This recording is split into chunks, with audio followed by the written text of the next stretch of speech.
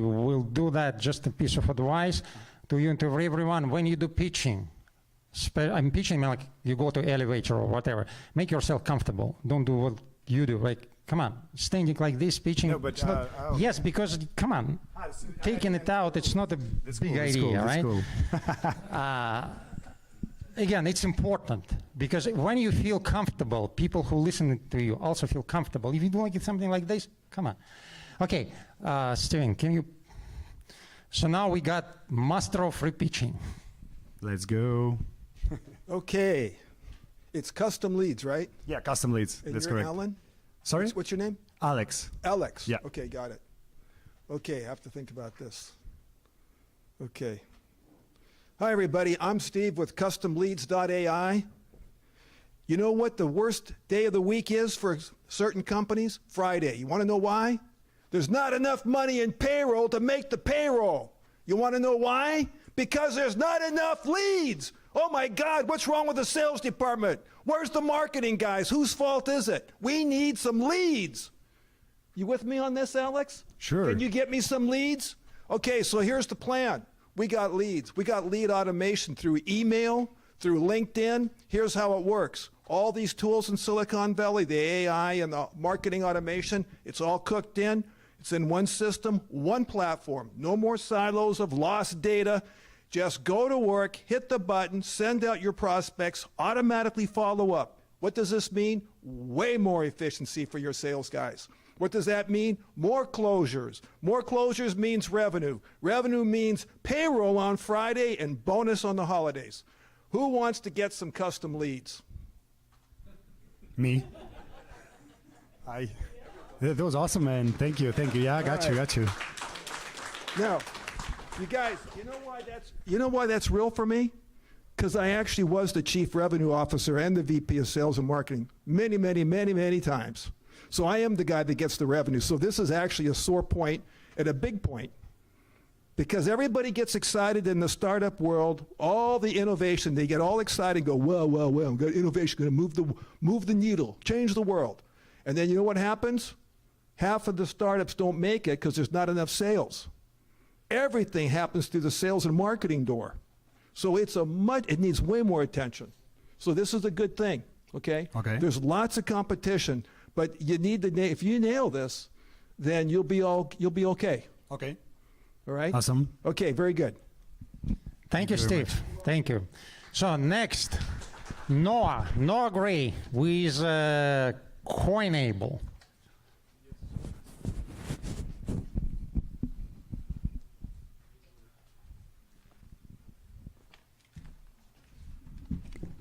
Hello, everyone. Can I take this? Yes. All right, cool. Crypto. It's currently looked at as a commodity. Why? There is no current platform that you're able to use your cryptocurrency. At Coinable, we are initializing that platform. It is an online C2C crypto marketplace where users can buy and sell items using cryptocurrency. I'm not trying to reinvent the wheel here. Very similar to eBay, Amazon, Craigslist. Those are our competitors, of course. You can open up your shop just like any other e-commerce platform. You can approach it leisurely. You can sell individual items here and there. We have back-end exchange. We're connected to Coinbase. We are partnered with USPS. We currently have over 500 awaiting users on our platform on our download registry. We are looking to launch this late November. We are trying to find a seed round of funding for $1 million in exchange of 15% equity. The numbers are obviously negotiable. I am the sole founder of the company, but I do have 2 employees. I initially started the company with a co-founder, and he was not a good fit. I had to cut him out of the company, but that's besides the point. So here we are, and we are trying to look for a seed round. Thank you very much. I appreciate it.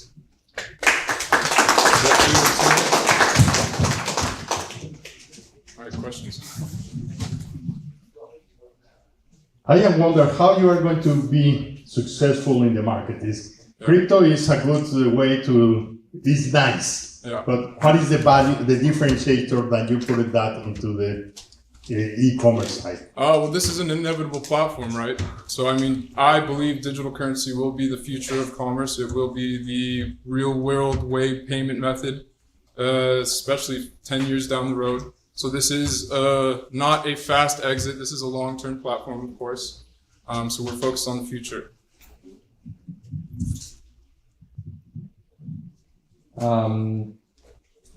Just a real quick comment. Either have a co-founder or don't have a co-founder. Don't say you had one and you don't. Right? Yeah, thank you. In my But- speech, in my head, I was like, oh. But yeah. So 500 users looking for $1 million for 15% equity. Same question that Jorge was making before. What would you do with it? Well, we need about 40,000 to finalize development. We have about a month's worth of development left, and we're going to be launching, like I said, late November. And then obviously user acquisition, marketing is going to be a huge focus point for us.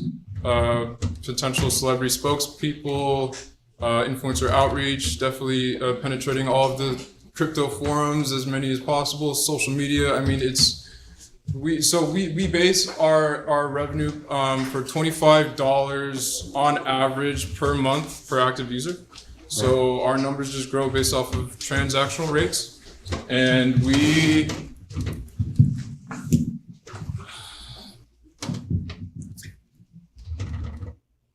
I apologize. So what was your question again? I'm just trying to What refine would my you answer. do with like $1 million every year? Yeah, so Justify 50. most of it would be for marketing, of course, and then managerial, of course, after we launch the product. It's just kind of And what's an ARR that you're expecting?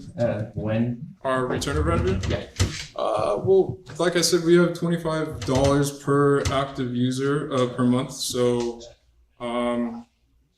I mean, our return. I have our entire business plan, 3 to 5 year projections, everything that it's off the top of my head. It's a lot of information to give off. I would love to share it with you. I can show you all the documents as well, but. Know your numbers. Yeah, I know. I should definitely know my numbers. But the thing is that the numbers are kind of all over the place. We could potentially make within 2 years $25 million. So I mean, it's a large number. It doesn't really seem feasible, but it is 100% feasible, and I can show you the calculations. So I just don't like talking about the projections entirely because it's a huge number, and some investors. Correct. There's no way that those calculations are correct. They're correct. I can show you.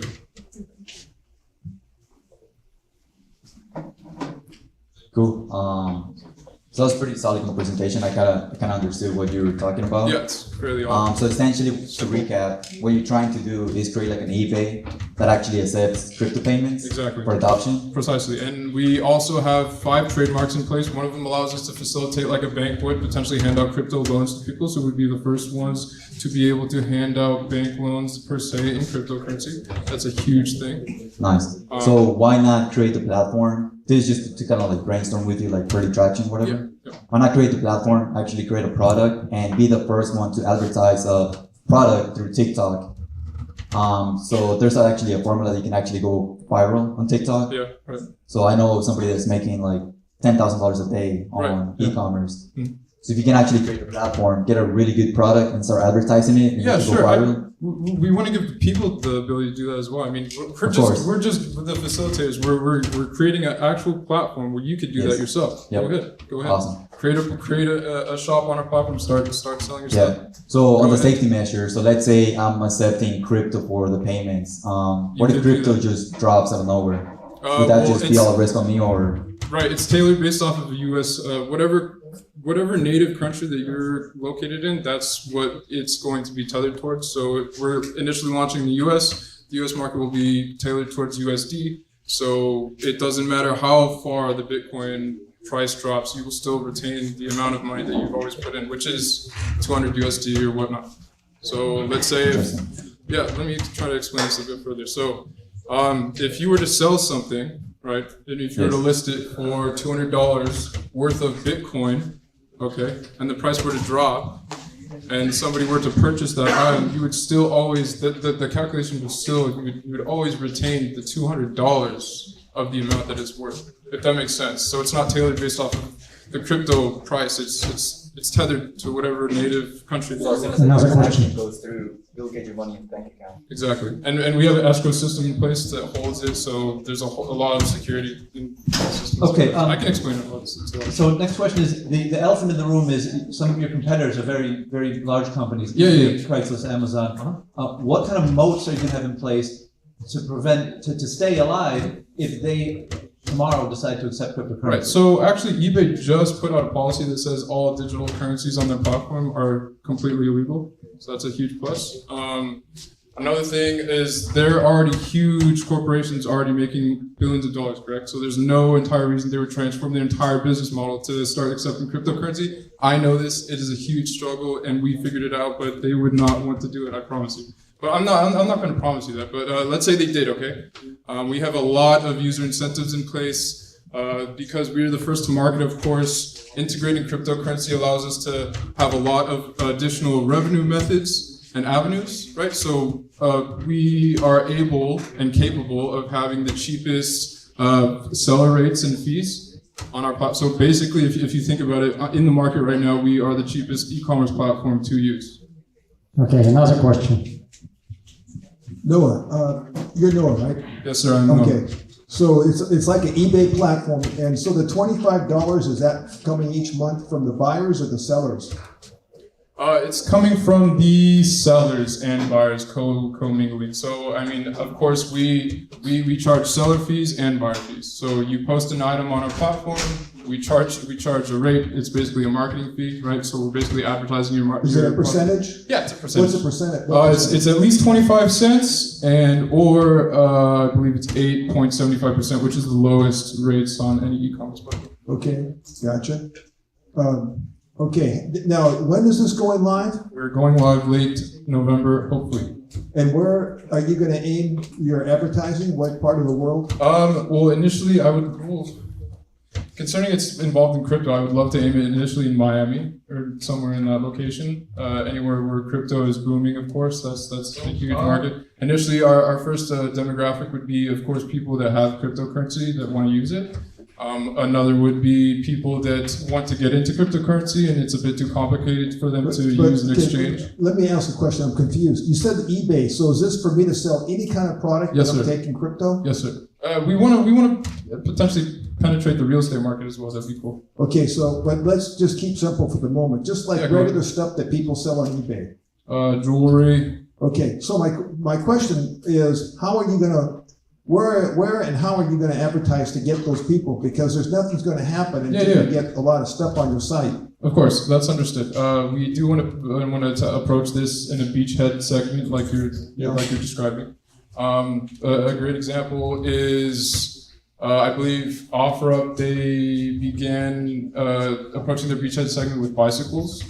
I'm not saying that we can do something similar, but I haven't fully figured out the exact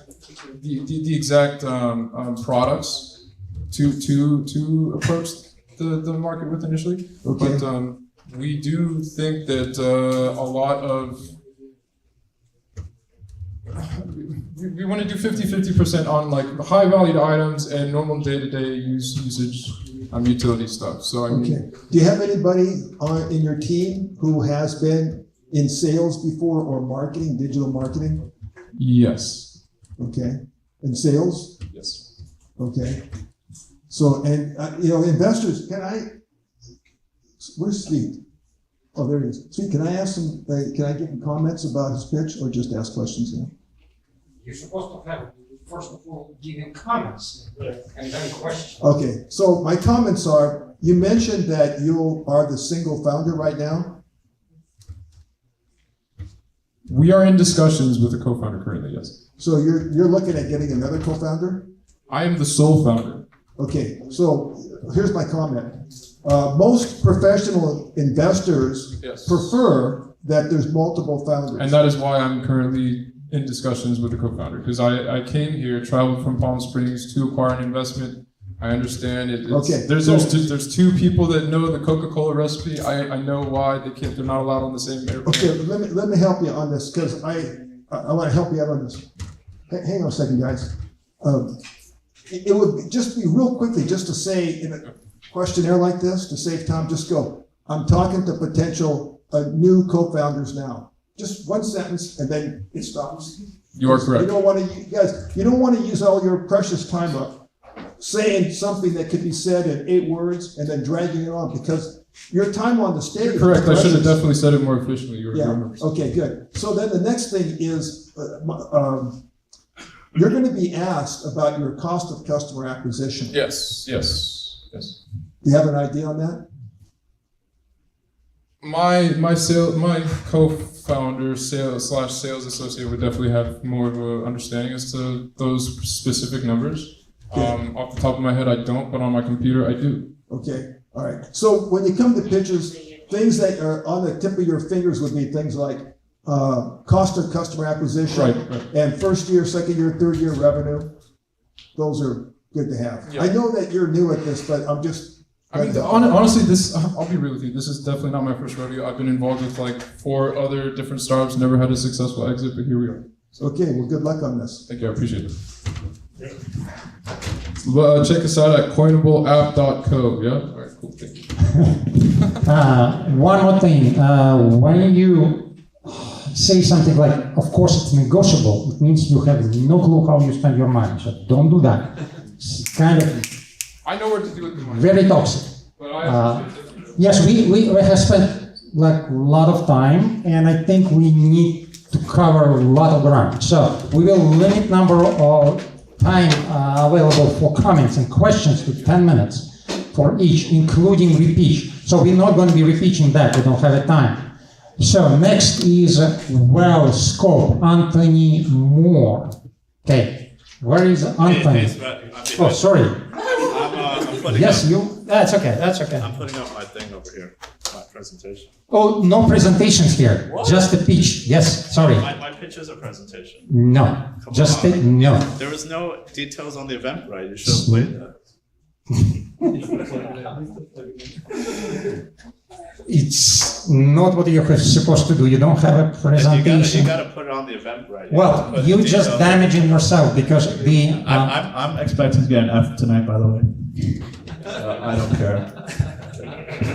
Okay, part of being an entrepreneur is being obnoxious. Okay, I understand. I might get an A- in that.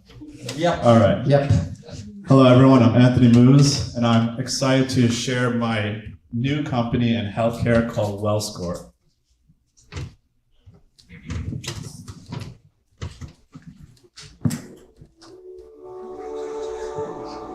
We're looking to impact the lives of millions of people all around the world.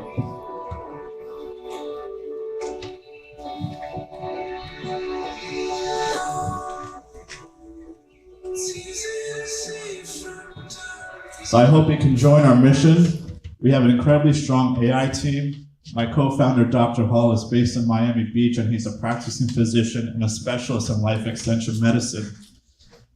He has a clinic in Miami Beach where he blends a unique approach with Western and Eastern medicine. And I'd like to introduce you to the WellScore experience.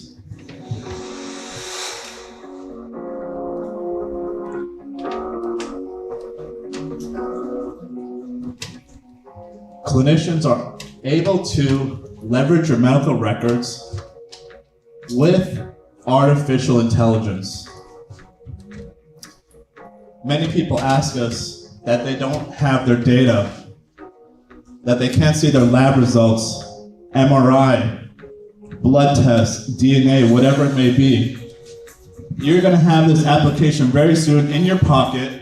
You can see whatever it may be, and you own your data on the blockchain, and if you move, everything gets transferred as well. And as you can see, these are MRI results in this use case. Clinicians are easily able to order prescription in an intuitive application.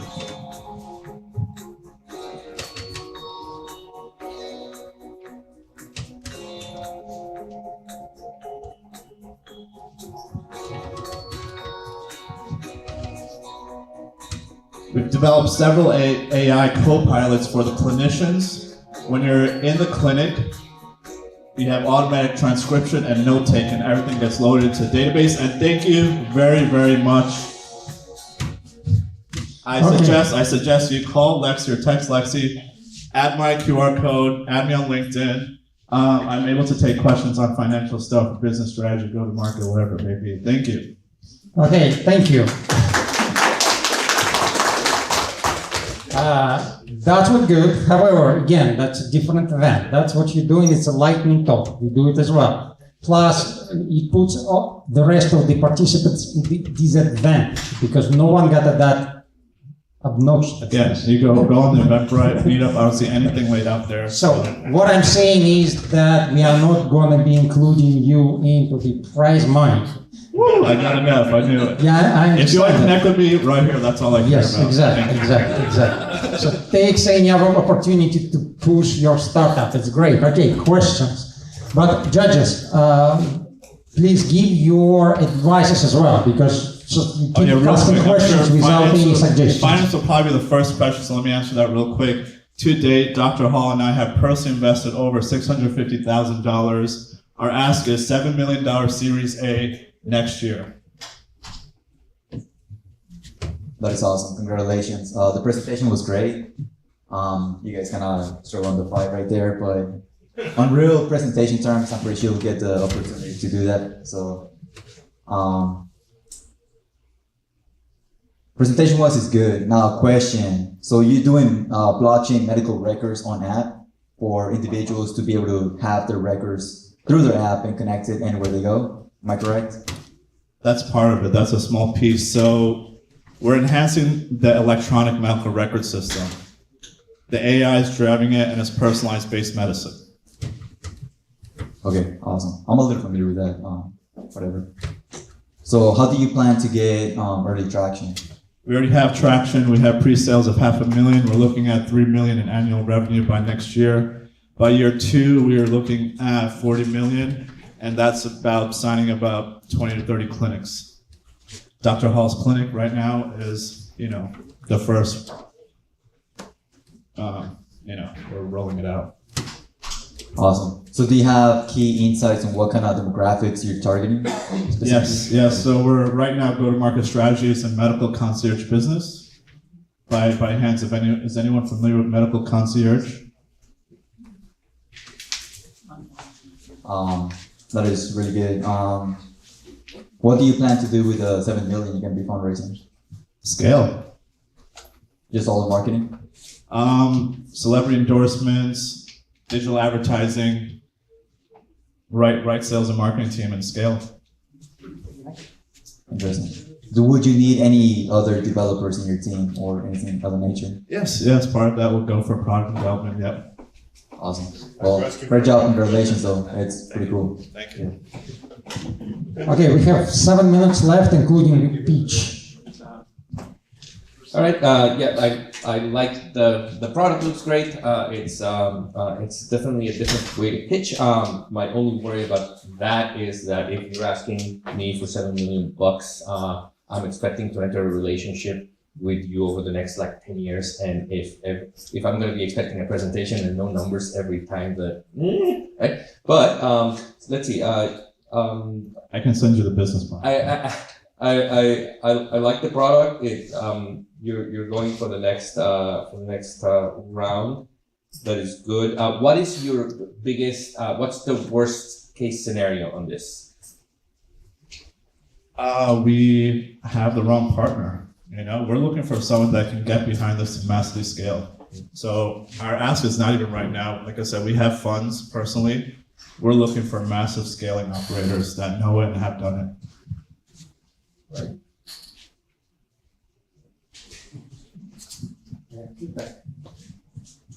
Well, the presentation is nice. The problem is good. You are moving the problem of the medical records to be managed by the person or by me instead of the organization. That's a very powerful way to give around all the problems that medical records has gone. How you are going to convince me as a person to invest or to buy? I didn't know if I need to pay $3 or $1 million to get into my machine, into my mobile. What is the business model that you are looking for? It's B2B2C through medical concierge clinics. which cater to certain types of individuals who have deep pockets at the moment. But we have a direct-to-consumer go-to-market strategy in about 1 to 2 years. Again, we're looking for the right people to get behind this to scale. But the problem is the concern of the hospitals has been part of the problem why it's not been successful with medical records.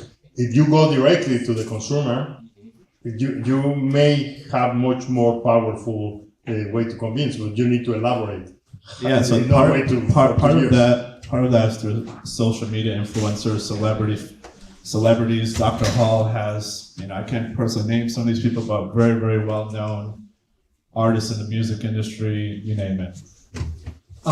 So your product is both aimed at the medical consumer, but also aimed at the medical provider. So let me just clarify. It's B2B2C, so we're putting this in the hands of the clinician. The clinicians, let's say, for example, Dr. Hall, him and his staff will have it, then the 1,000 patients will be end consumer. Is this going to integrate with the rest of the EMR system? Like Epic owns 90% of that. Isn't it industry? It's going to be tough to No, track. so this is on top of that. Great question. So this is on top of Epic and Elation. It's enhancement on top of your EMR. Great. Sir. So, hi Anthony. What's the average price for a clinic per month or per year? For 1,000 patients roughly is going to bring in $1 million. So that's one clinic. So per month, how much per month? Are you saying the clinic is $1 million per year for this product? Yes. From one clinic? Yes. So are you going to be billing the individual patients, or just the clinic for a management tool is $1 million? Yep. And why would they pay $1 million for this? Where's the upside for them? What are they getting out? I don't see the value add Okay. yet. So sorry. In medical concierge, you have access and you can call your physician 24/7. So one of the big primary benefits is that you can call Lexi or text Lexi right now, which is one of the world's first HIPAA compliant phone numbers. Each person has their own phone number. Through your phone number is your unique ID. So when you call this number, right now it's a generic number, but when you call the provision HIPAA number, it knows you, it knows your entire self. So whatever you ask, it pretty much says what you need to know. So is this an AI robot answer, or is there a human on the other side? Yeah, it's an AI co-pilot. Okay, all right. So honestly, I don't get $1 million for a concierge for a year. No way do I get it. So I'm not saying it's not valuable at that level, but I sure don't get it. You didn't give me that kind of level of like, that's what we're getting out of it. So someone who owns a medical concierge business, they can pitch and market it on their website that they have AI enhanced tools and technologies. Plus, you're going to be getting your own personal AI Lexi. So let me flip this around. When you go to sell this, Anthony, I'm not trying to put you on the spot. No. Tell me all the When stuff. you go to sell this, you're going to go to a physician who's going to say, I'm getting beat up by all this insurance stuff. I sold to physicians. I used to see 6 to 8 physicians per day after day after day in LA hospitals and all this stuff. So when you see them, they're going to say, basically, what the hell am I getting for $1 million? Really? And am I going to get 3 to 5 to 6 to $7 million more revenue for a year because I have this? Because if they don't get that, so my question to you is, where's the upside? How much are they going to get out of this? Absolutely. Yep, they're going to get a lot of upside. Just because you're able to market you're able to market yourself differently. You're absolutely able to market yourself differently. We have that's really 1 good. minute 30 seconds left for repeat, which is. Okay. Yeah, what I'm saying is you're able to market yourself differently. Not many people can say they have an AI enhanced clinic. Okay, well. Okay, I am Anthony from West Corp. How many of you has been traveling to any place and get sick in some place? What is the feeling when you are with under a lot of constraints, a lot of information that has been provided by your medical, and you don't have access to it? How many of you really want to have in your phone all the information, the history, and keeping all track of whatever medical information for you? That is one of the things that WellScorn, we have been building in how to provide an easy way that all your medical information is kept for you. You can use it for any time. You can show to any medical doctor in any place in the world in a way that you can go and feel that all your problems, your physicals and your examinations, your registers, everything that you have been going through your digital watch when you run the electrocardiograms that you do run with the iPhone, keep it in one place. That is the kind of tools that we're building.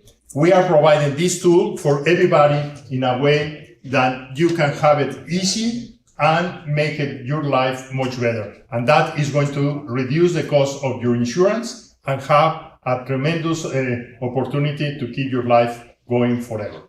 Thank you. Okay, thank you.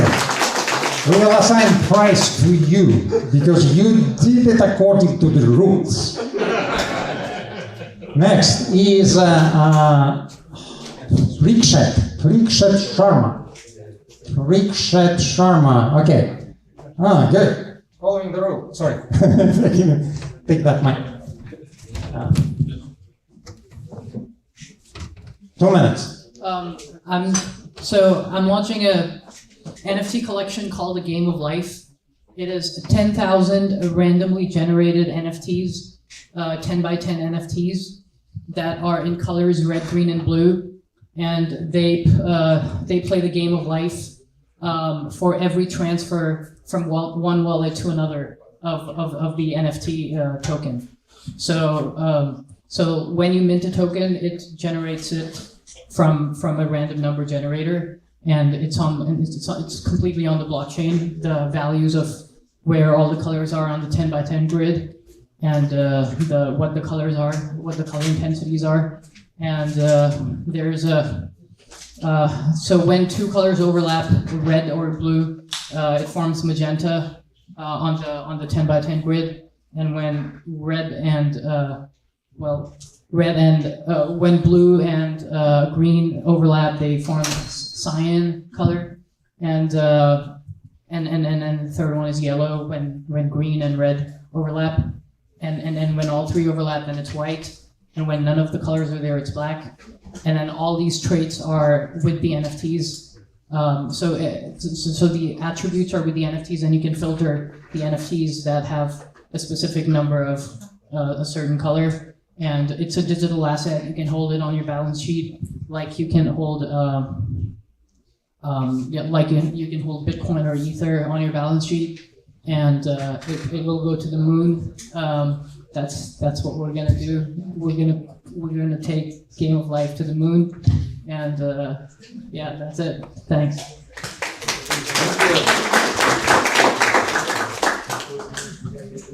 So, what do you ask?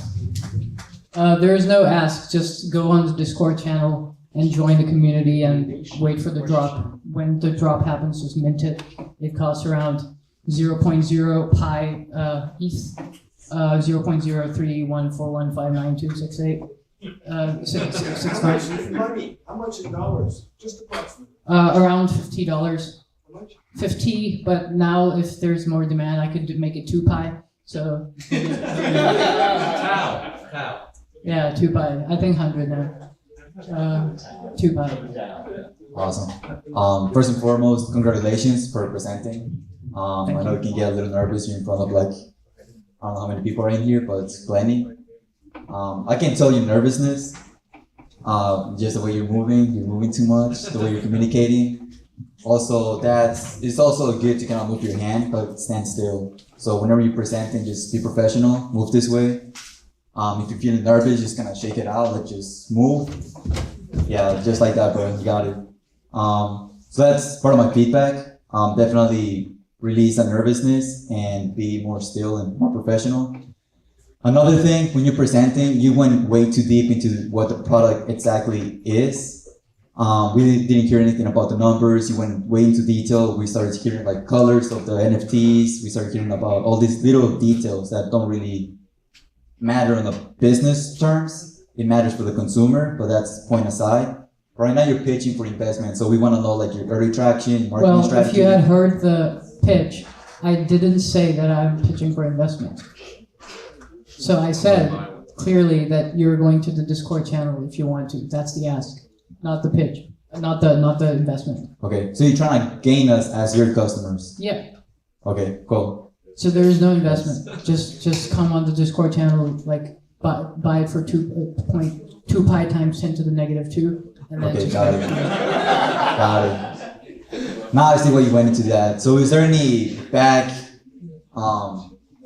so NFT's world, the way, from my understanding, the way it works is you actually buy the NFT and then there's like a, let's say like a movie or whatever thing that's on the back end. Do you have like a real business behind the NFT, essentially? Just like, so like on the Discord channel, if you hold the NFT, either I would make it so that you can only enter the server if you have the NFT. You have to prove it with your wallet. Then only then you can enter the server. So it's a closed community. Or maybe I'll make it one channel that is closed, either a server or a single channel that is closed. Awesome. Based on if you have a community, and then just you talk about, like you can create a gathering of the people who own the NFT and stuff like that. So. Awesome. And just gonna answer, who's in your team? Just me. I just made it. Hi. Same type of advice. Don't get nervous. You're trying to be awesome. You're trying to gain our trust, right? Along the gaining the trust thing, there's explaining a little bit more about a lot of people here know what an NFT is, but if you want the general public to come buy one of these things, keep it more general. And also the topic of the game of life is very popular with developers. Sounds more like a developer test of an NFT. Is something that a coder would do as like a first thing. But I would advise you to look at other NFTs platforms. We were familiar here with the Mexican. It's going to be on OpenSea, so you would be able to mint it on OpenSea. What I mean is the topic of your images, right? Things that resonate more with people. The monkeys of the whatever. There's yeah. one about, I forgot to mention right? that it's completely on blockchain. So the monkeys are in a centralized server or like IPFS, but this is completely on blockchain.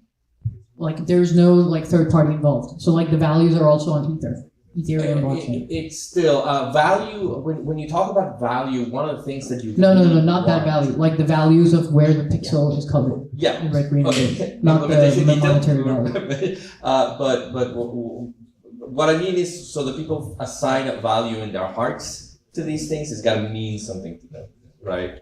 And as cool as the game of life is as a development and genetics experiment. I don't see them going really up in value other than the rarity, right? But exactly. It's going to be very rare and it's going to be very popular. It's going to rise to like 10 ETH one day, and you're going to be like, oh, I'm going to just hold it until it just.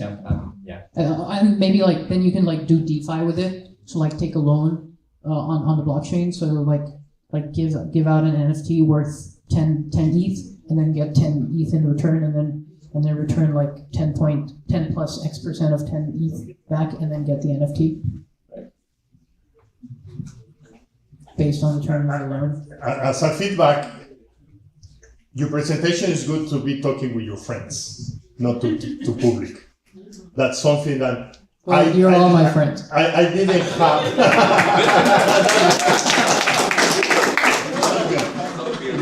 Yeah, but the problem is if you are trying to sell or to convince or to invite people, that not necessarily all the people knows what are you talking about. I don't have any clue idea about the game. NFTs, I understand that it's complex to have that perception of value. And in some way, if you try to invite people, I will suggest you how to create a history, how that is nice to hold that kind of NFTs, giving a history, how your best friends make a match with a girl, and that girl that didn't know how to work, and they say, after we got these NFTs, we live forever in happiness or something like that. That could give me some idea that your NFT can provide some emotional value to give. And other people will say, hey. I guess there could be a dating channel only for the NFT holders. I don't know. Invite whatever idea you have. And that was a suggestion. Like the number of magentas you have is like your clout in that channel. Hi there. Okay, so I'm a little confused. Is this a game that you're making? Or is it pictures? I can show it to you if I know you showed me, but I'm just asking. What is, I mean, I know what an NFT is. 10,000 pictures on the blockchain. Okay, and it's a digital asset, each of it. Okay, so you're selling, is it meant to be art that's a collectible? Yes. Okay, it would really be helpful at the very beginning just to say that in simple words, because then everybody will be with you. Now, I have a comment to the judges. You judges, you guys, when people are nervous, they're nervous. You guys said to the guy, don't be nervous. When you're nervous, you're nervous. And when you go on the stage the first or second time, or the 10th time, or the 100th time, you might be nervous. Yeah, we don't have free will. I would say, look, we're all nervous when we do stuff the first time. It's okay. Take a deep breath and just go with it. Well, no, but he's not nervous. He's always like that. I was going to beat him. Maybe that's okay. That's all right. Great. Okay, so good luck on that. I don't really have any other comments. I just wanted to, suggest, put in the front in simple words. That's for everybody. Put whatever you're doing in really simple, everyday words. Okay? This is important. Really, you guys, listen. I spent years on the road every day doing enterprise B2B sales in multiple countries. I cannot tell you how much just how you say completely matters to your results. And you're going to learn that about a significant part of the problem of selling your stuff has nothing to do with your technology or even your customers. It's simply your mouth, how you say it. Really how you say it's a big deal, okay? So up in front, hey, we're making something, artwork on NFTs for your entertainment, your investment, for fun, or whatever it is. But one good, clean sentence that's simple so that everybody knows where you're at. Okay? It's like the concierge medical. I don't know what concierge medical is. One sentence to tell us what concierge medical is, and then you got the rest of the audience. It's only for 16 digits, the pi, the precision. So. Okay, we will have a repeat.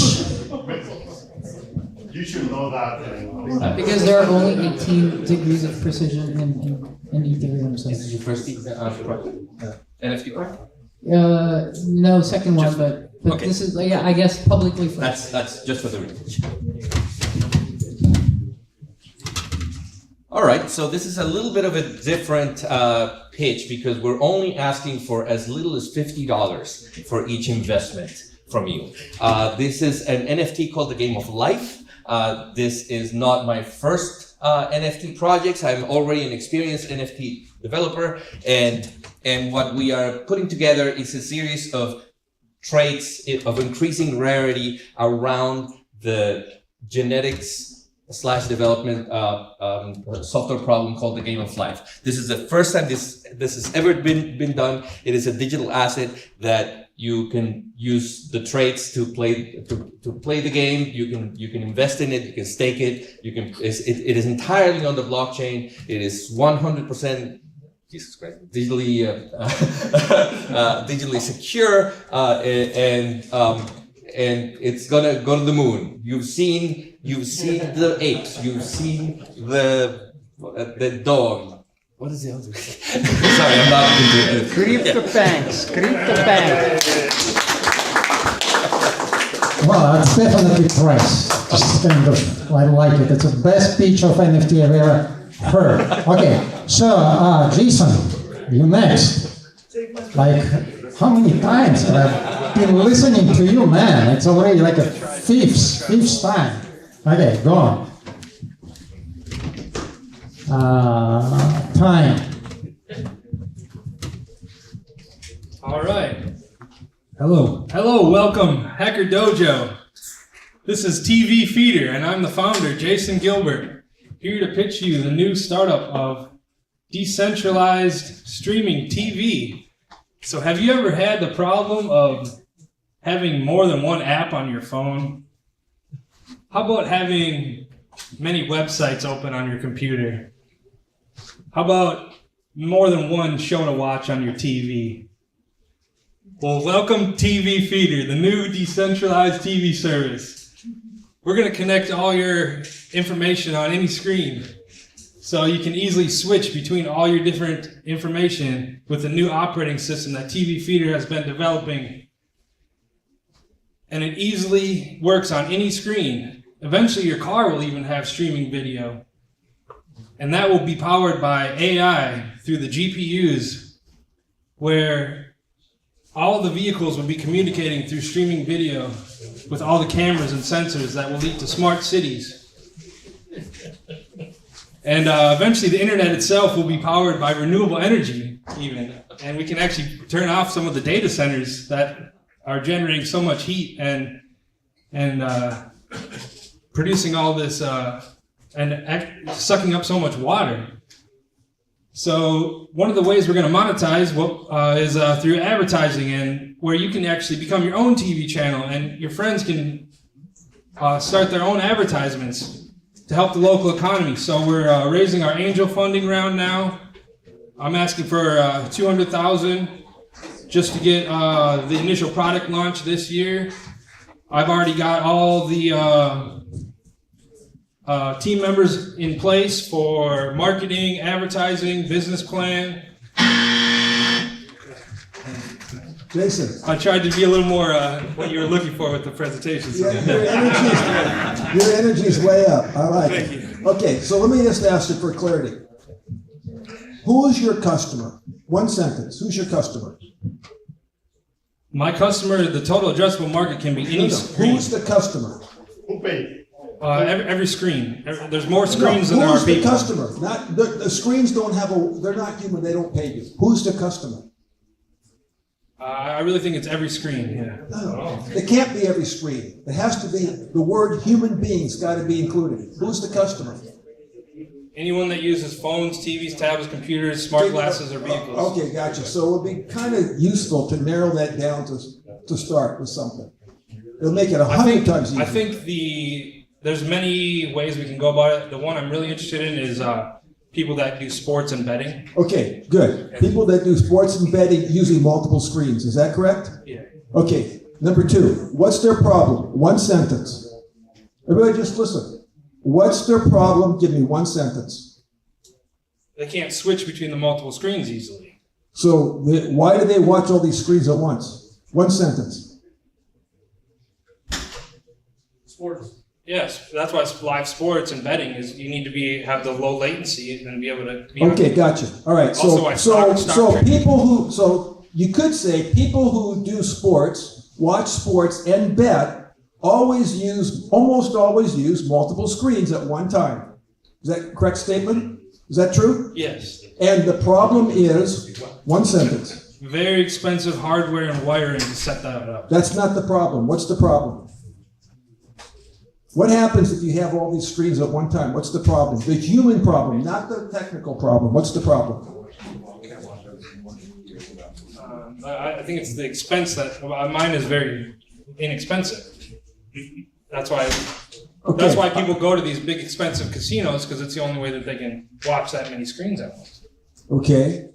So are you saying that the average guy at home can't set this up? No, not without a very expensive hardware and wiring. Okay, so in the future, separate of this event right now, figure out a one-sentence answer for people like me, okay? All right, your solution is what? What do I get? And don't say technology. What can I do with your solution? You can customize your windows like never before. Can I see multiple screens at my house? Yeah, easily customize all your windows of anything you want. You're okay. I got it. You're trying hard, but you're halfway out of the boat, man. So listen. I'm not understanding the question. I know, because your brain is focused on the technology. Everybody listen, this is actually the crux of the problem for beginning people pitching. Is it okay for me to do this right now? Or am I gonna get the buzzer? We have to give. Okay, we gotta get done. All right, I'll be happy to talk with you after, okay? So let me just finish in about a longer sense. What industry are you in? One sentence answer. Who's your customer? One sentence answer. What's their problem? One sentence answer. What's your solution? One sentence answer. What's the benefit, which is the only reason they're gonna buy it? One sentence answer. If you do this, you will be ahead of the game. I am not joking. Of a minimum, you'll be ahead of 85% of all startup entrepreneurs. And the investors are gonna say, thank you. Because that's the number one complaint from investors all over the world is, what the hell are you talking about? Okay, so you got this fast. Okay, I just got dialed in by all the judges, so I better shut up. Yes, that was excellent feedback. Actually, I don't know how many pitches I've listened in my life, but it was thousands. So by the end of that, the only consideration I have, make it short and clear. I happen to know a tiny bit about this space in particular. Your customer, that there's only two ways to monetize television: free ad supported or membership. So your customers are the paying members or the advertisers, right? The people who you're satisfying are the viewers, right? Those are, and that's kind of the complicated things with TV. I like the enthusiasm. It's kind of all over the place. There's some real opportunities in the areas of discovery of what to watch, and on the areas of what was it? The own channel. Own channel has its own idiosyncrasies. Nobody wants an ad that you don't want if it's your own channel. It's a whole thing. But I like the enthusiasm. The tech can have possibilities.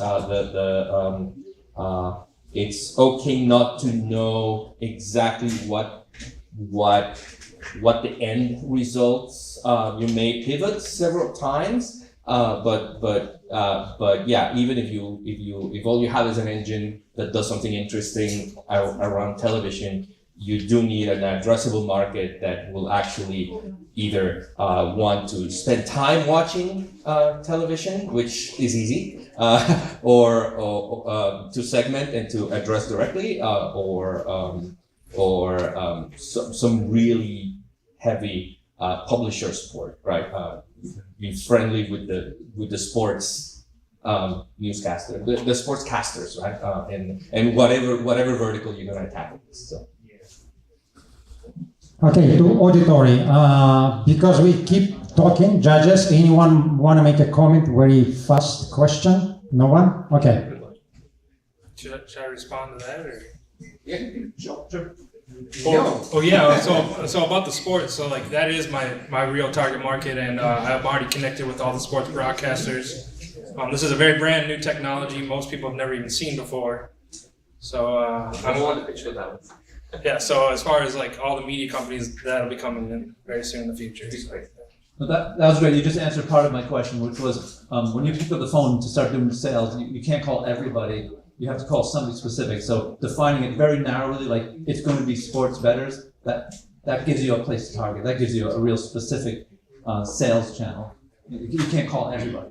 The other question is the way you're monetizing this is advertising. It sounds like so you need to talk about.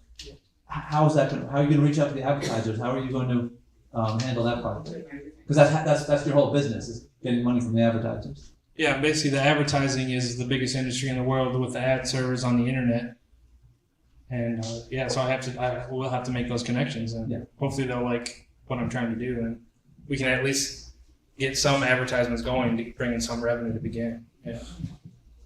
I do have a lot of connections in the advertising as well. That's one of the things I studied in college was advertising. So. Okay, well, there is any other question or points? If not, I do the repeat. Okay. My father used to be, well, I am Jason from TV Feeder. My father used to be anchorman in a newspaper. And every day, every weekend in home, we have about 10 TVs in the living room. And everybody was watching everything. And that was really a mess. Keeping that is very difficult. Who of you has been watching Formula One in the recent time? Formula One is able to provide you more than one camera, a video camera for each car. If you have 20 cars in the track and you have 4 videos in each car, you have 80 ways to see the same race. Who wants to have an easy way than with your eyes looking into something, focus into the particular guy that you are looking for? I am from Mexico. Checo Perez is my favorite driver. And how you do that? How you keep it easy? Today, having just a tablet that can show you 30 slots where you can assign any one of the cameras or watch the football games that are happening over the weekend at the same time. That's an easy way. Today, we're going to be watching more TV, more things at the same time. And one of the very important things, as was described when I was back, is you really want to see the main one with all the other ones, easy to move it with just a touch of your finger without doing any more effort. Are you looking to have an easy way? I am seeking for $500,000 of money to make your life easy, allow you to have a good watching of the sports, and having the opportunity to impress your boss when you get back on Monday to work and tell him about all the details about his favorite team. Are you looking for that? Thank you. TV feed. Okay. Thank you, Jason. Thank you. By the way, you need only 1 minute. That's what I understood. You don't need 2. Just 1 minute, that's enough. Next is Damon. Okay, Damon, take a mic. Your time starts now. Hello, everyone. I'm Damon from Amuse. We're building a platform where, actually, let's imagine our platform here in the middle. And here on the right side, we have music labels and owners of royalties to music. And here to the left, to your right, we have consumers of music. So in the middle, we're creating AI models of musicians. We put them on the platform, and then users of our platform can generate songs using the AI models of musicians. So you know how on Spotify you can donate to your favorite artist. Instead, on our platform, you can pay $1 and you actually get something back. So you get a real song back generated by AI. But the royalties belong to the artists because we think this is only fair because it's their music. And most of the revenue actually goes their way, and Amuse, our platform, keeps a small cut. So 30 cents out of that dollar. And 10 cents would be the processing power, the cost to generate that song.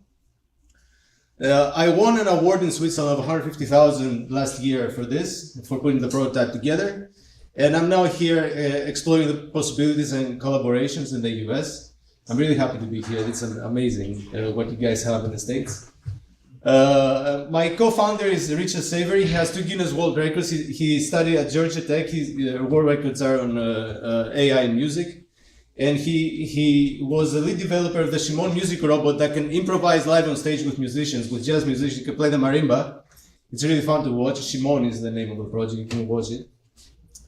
That's what we're building. So we're actually friendly to the existing music ecosystem. We want to generate more revenue for them, a new revenue stream. We don't want to replace anyone. Thank you. Thank you. Thank you.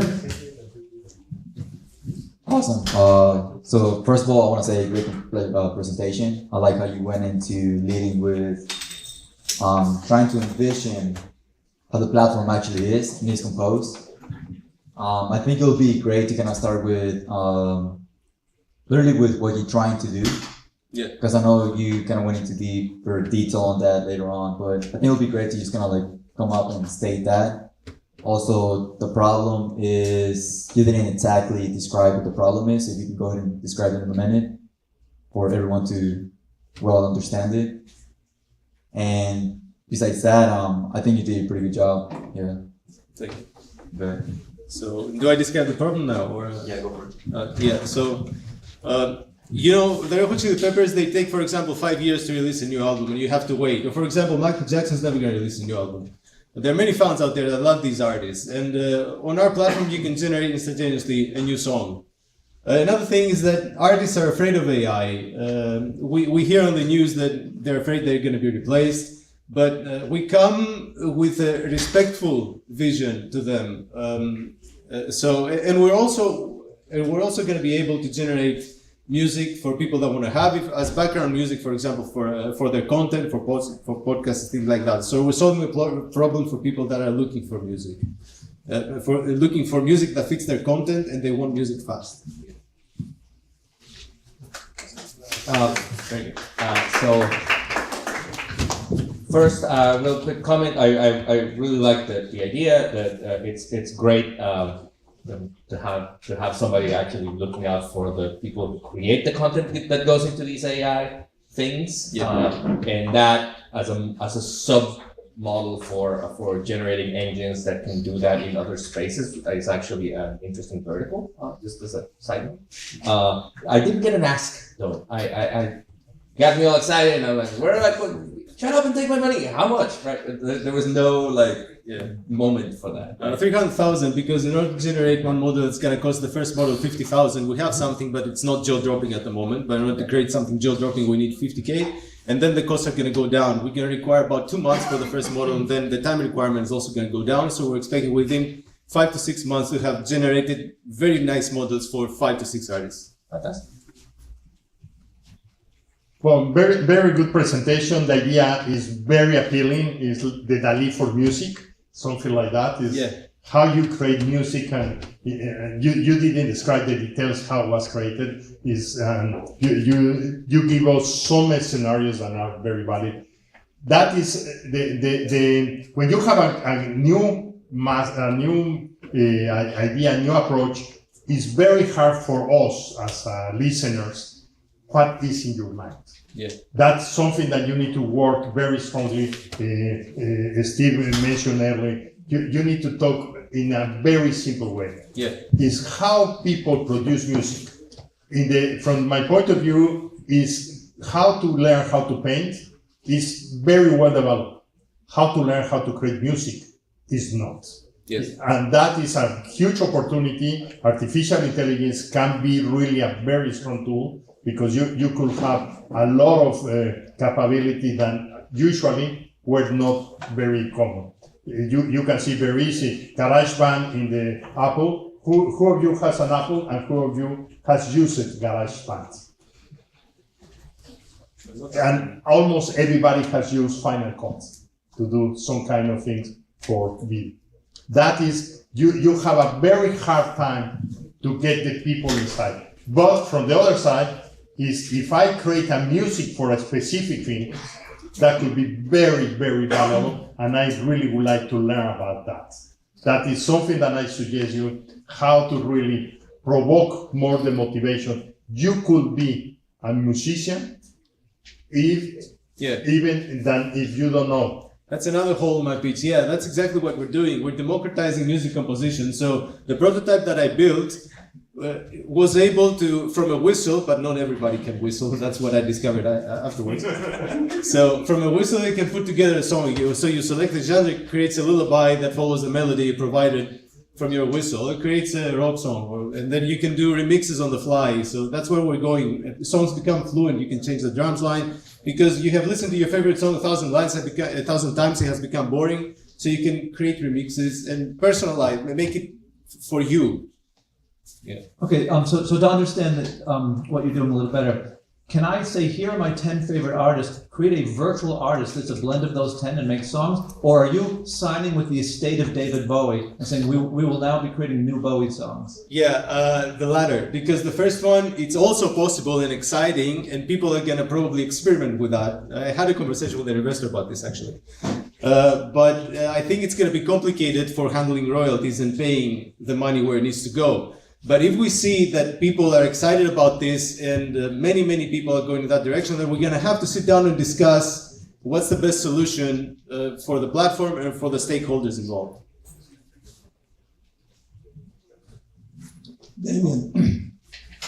No, sorry. Okay, I'm still confused, so let me ask a question. You made an AI machine that can generate music. Yeah. Okay, and you just clarified and said, you may be doing this with actual professionals, songs already recorded if you have a license. Is that correct? Yeah, we're all discussing with Dream Theater, for example. Okay, so the point is, you have an artist listed that you have a license, this is in the future, you have a license, and then I as a user can say, make the song like that guy, I want my song based on that song, based on something that I want to change in it? Yeah, so you can either do remixes of an existing song, or you can generate a brand new song based on your favorite artist. Now someone just said, can I make my own song? Yeah, that's gonna be a new song. It's gonna be your song. So if I whistle or hum something and I say, make me a rock song out of that, and when you get done, make me a folk song using the same melody. Is that what you're talking about? Something like that? Yeah. Okay. So your customer is the average consumer, or is it a music lover? Who's your customer? The initial customer, well, in order to gain traction, actually I'm working on a 24/7 AI-generated electronic music for coders, because when I'm coding I like listening to electronic music. But our customers after that would be music enthusiasts, people that people that go to American Idol. Okay, and how do I pay you? One sentence answer. Do I just put in a credit card and pay you, or what happens? $1 for one song. Okay, got it. So when is this going online? Within the next 6 months. It's already, the MVP is there, it's functional, but in order to have jaw-dropping results, about 6 months.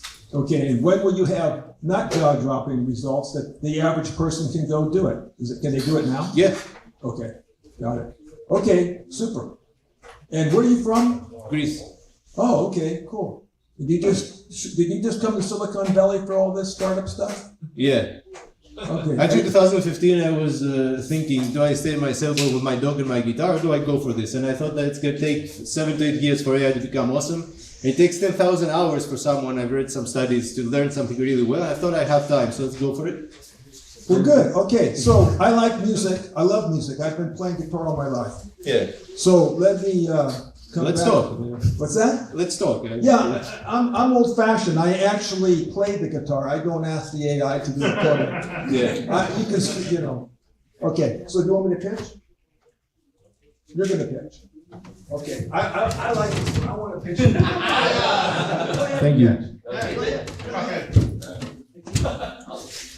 When you don't do the two... Toss the coin. Toss the coin. We do an exercise now. The two of them can do that. Oh, actually. Yes. Okay. Yeah.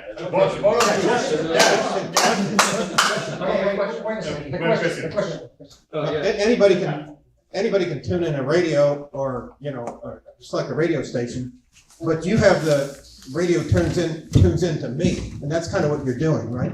Yeah, exactly. So it used to be that you tune in the radio to listen to music, but now music generation, it makes it possible for music to be generated for you. So yeah, technically. Yeah. I mean, that's what I said. You're tuning into me. That tunes into the listener. Yeah. Okay, now for exciting part. Alright. Context. This is a good one. And at the end,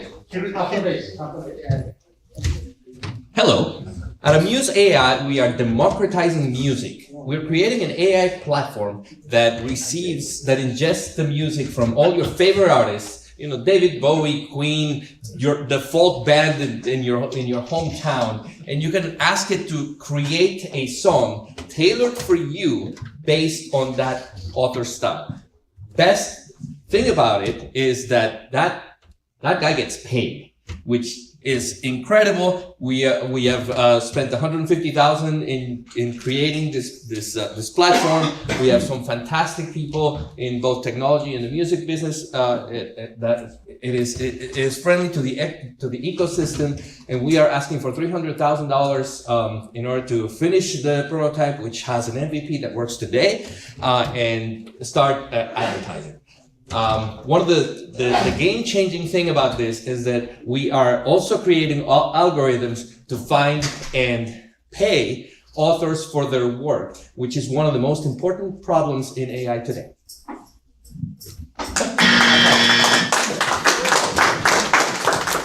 By the way, after that, we're going to be having BYOB, which is the best repeat. Steve, it's yours. So now it's your repeat.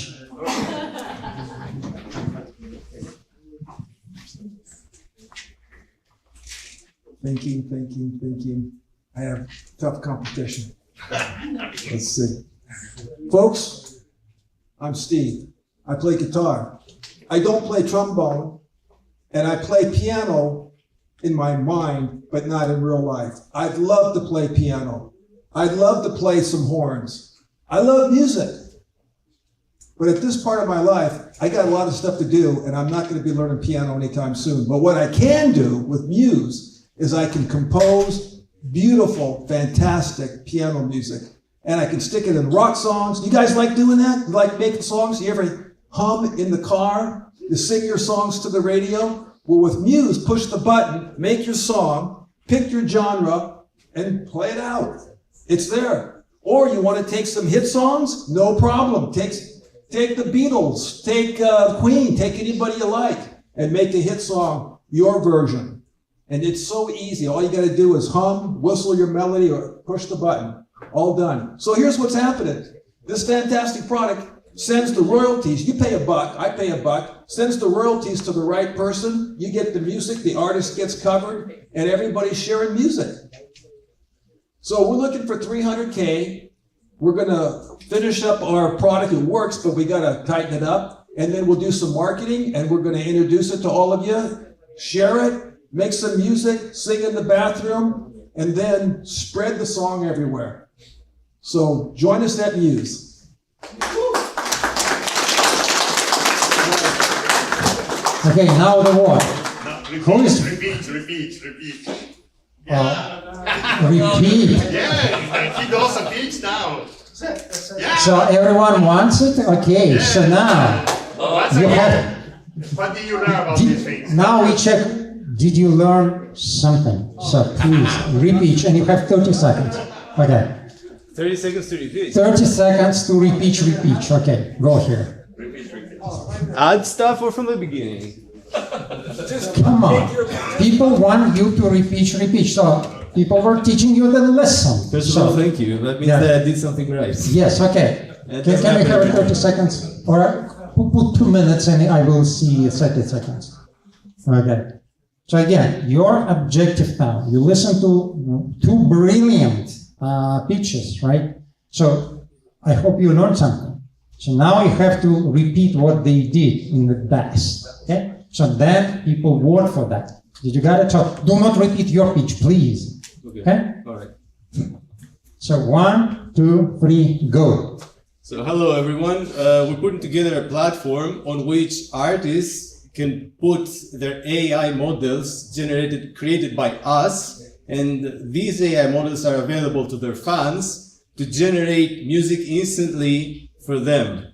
To generate one song costs $1. Most of that goes to the artist. So instead of donating on Spotify, you pay $1, you actually get something back.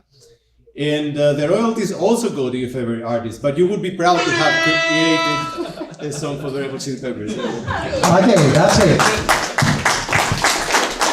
Well, that was good try. Voting now. Okay, first we vote. So we got first Dave, he pitched, then we have Steve, he pitched, and then we have owner startup, he pitched. So please raise your hand if you give $100,000 for the pitch of Dave. Raise your hand. 1, 2, come on, 3, 4, come on, 5. 5, 6. Okay, 6. Now for Steve.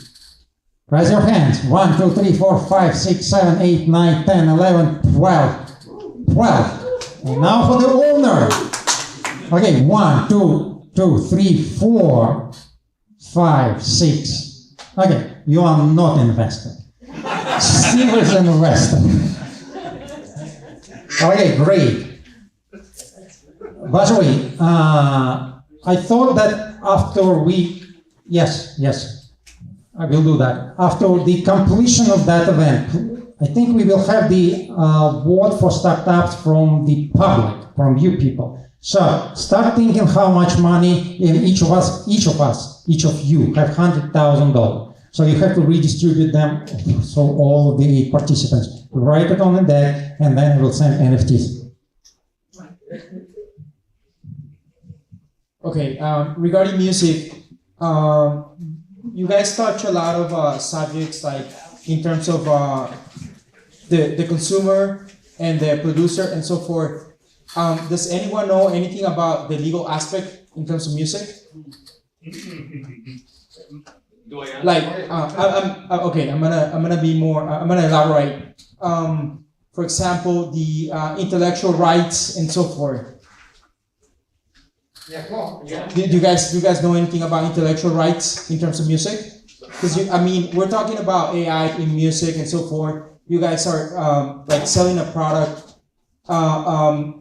with an advertisement based upon your desires and your preferences and so forth. So let's say you're gonna be consuming a product based upon your favorite artist or musician, right? But there is, legally speaking, there's a lot of, that's a whole different animal that comes in place in terms of intellectual rights. Yeah. Are you ready for that? Yeah, we're aware of the whole problem, how hairy it is, and the processes that Spotify has to go through and other companies for that matter to distribute music. We understand how complicated that is. Actually, I'm gonna have a meeting with Dylan from Orpheum, who these guys in LA are trying to digitalize this whole thing, and they have a department in Greece actually. Mm-hmm. I'm friends with their team, and we're gonna discuss maybe we can collaborate with them. Because it is a hairy issue, we know.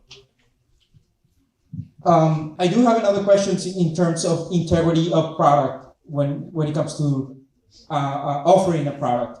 I come from the food industry. My legacy, my parents have been in the food industry for almost 50 years, and we went through a revolution of modernizing food and so forth to make it more affordable, to make it more cheaper, to make it more available, etc. And today we are in a horrible place when it comes to what we are consuming due to technology and promoting innovation, etc. So I myself, I play a few instruments as well, and as a musician and also an engineer, I promote integrity further anything else, like affordability and cost efficiency and so forth. How could you offer whatever your project is that will be capable of offering a product that can compete with legit intellectual creation? I'm not sure I understood the question. Well, that was another pitch, basically, if you don't understand yet. But that's good, that's sneaking your whatever into the conversation again. Can I rephrase my question? My last question? I think we got already cover all the limits. After the completion of that event, you can do that. I'm just going to rephrase the question. I understand that. So next time, just get yourself on that board, and you have plenty of opportunity. That's exactly what we're doing. That you don't need to. Okay, now who is next? James. Oh, James, of course. Yes. Took the mic. Okay. James, do it good for us. Okay. Hi, everybody. I'm James McGinn. Wait a second. 1, Go. Hi, everybody. I'm James McGinn. The name of my product is Jabrium. And Jabrium is the solution to what is going to be the biggest problem in AI, and that is AI retention. Well,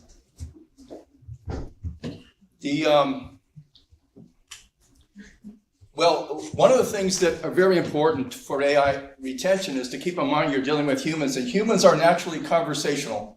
And so the idea behind Jabrium is to keep the conversation going. And if you think about it, when Google was getting off the ground, they had a lot of competitors. They had a lot of competitors in the search engine space. They won the search engine game because they provided you a better search engine experience. Now, how do we provide people a better voice experience? Keep in mind, no one's going to be able to see anything. They're going to be riding along in their car and they're going to be talking on their phone. And how do we get them to come back again? How do we get them to truly engage? Well, our solution, let me also frame this a better way. If you think about it, back when the search engines were on the scene, there was maybe about, at most, 7 or 8 of them. Right now, there's over 150 different AI companies. And every one of them is going to have this problem of retention. How do you deal with the fact that someone comes on, they engage with you a little bit, and then they're just gone? Well, we have that solution, and it's called Jabrium. And the idea behind Jabrium is we split up the engagement into 2 segments. The first segment is the flow mode, and the second one is the ponder mode. The flow mode is really the key because the flow mode is where we get you to engage verbally right from the start. And it's very simple. It involves text to speech and speech to text going both ways. So, 5 seconds. Okay. 5 seconds? Okay, yeah, that went fast. We got you. Yeah. Okay.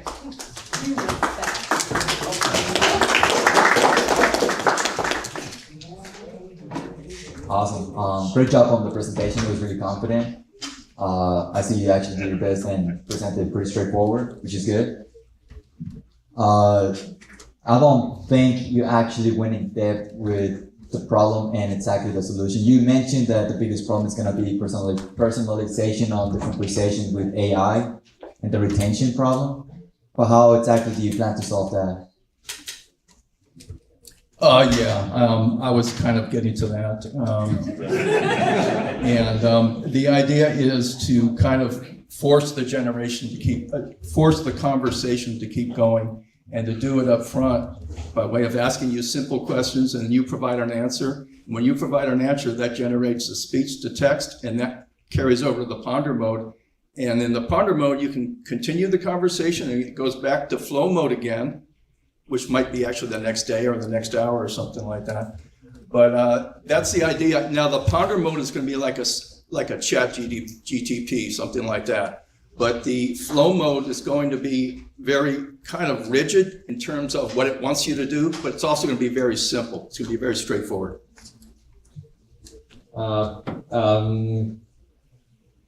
You obviously know your stuff. The same kind of comment. Forget Google. It's not about Google. It's about you. And half the time it's about Google, and it's not, right?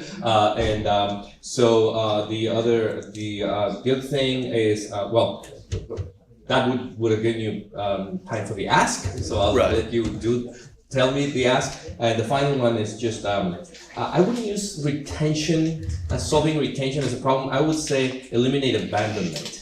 Right, like describe the pain and then say I'm going to take it away. Right. Yeah. That's in this case. So what's the ask? The ask is really, we're going to be free to our end users for the first year, and it's going to be an API, and they can put it on their website, their AI website. And it'll provide this functionality to them, and it's going to be a competitive advantage. I know that I didn't really answer your question. Steve. Jorge. Jim, how much money are you looking for? How much you got? Know your numbers. I don't know. I really don't. Okay. I'm not there yet. Okay, good.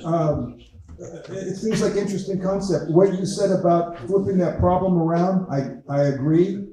So that okay, so guys, when you're presenting something like this is critical. Investors want to know what is the problem, simple and clear, and who has the problem.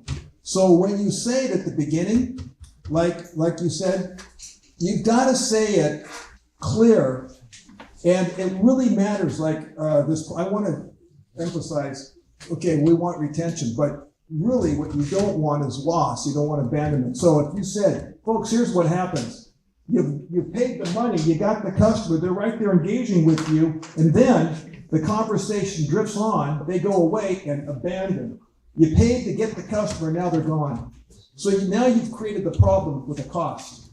And when you do that, the investor says, oh, I hear a problem, I hear a specific problem, and now I hear the cost, and that adds up to a lot. Now I'm listening, Jim, because you're onto something. So you have got to hit that key clear problem and the clear cost in a simple way so that the investor says, I got it. The customer also. And then when you go to your solution, it's like having a hook to put your hat on. So now the hat can go on the hook. And then when you say the next part, which is how you make money, because if you're going to ask somebody for money, then you better tell them how you're going to get money. So where's the money in this? See how that simple steps. And then you don't need to get into technology because it's the user experience. So they were solving some problem with AI. They're getting abandoned half the time. That's a cost. So now you have a solution. That means for me, my investment, my cost of customer acquisition, I'm going to actually realize it because I'm not losing the customer when I use your product. Of course, I would have lost money, and I'm going to give some money to you, but hopefully I get to keep more money. You've got to emphasize that benefit. Make sense? Yeah, it makes a lot of sense. Yeah. So it's the same story, guys. You hear me say it over and over. Who's the customer? What's the problem? What's your solution? What's the benefit? Simple, simple, simple, simple. And then you have the numbers that you go in there. And then it's great if you have a story of a user. Jorge's the master of the user story. I really like the way that you presented it. You have been presenting several times, and this one, in some way, you are getting close to the full description.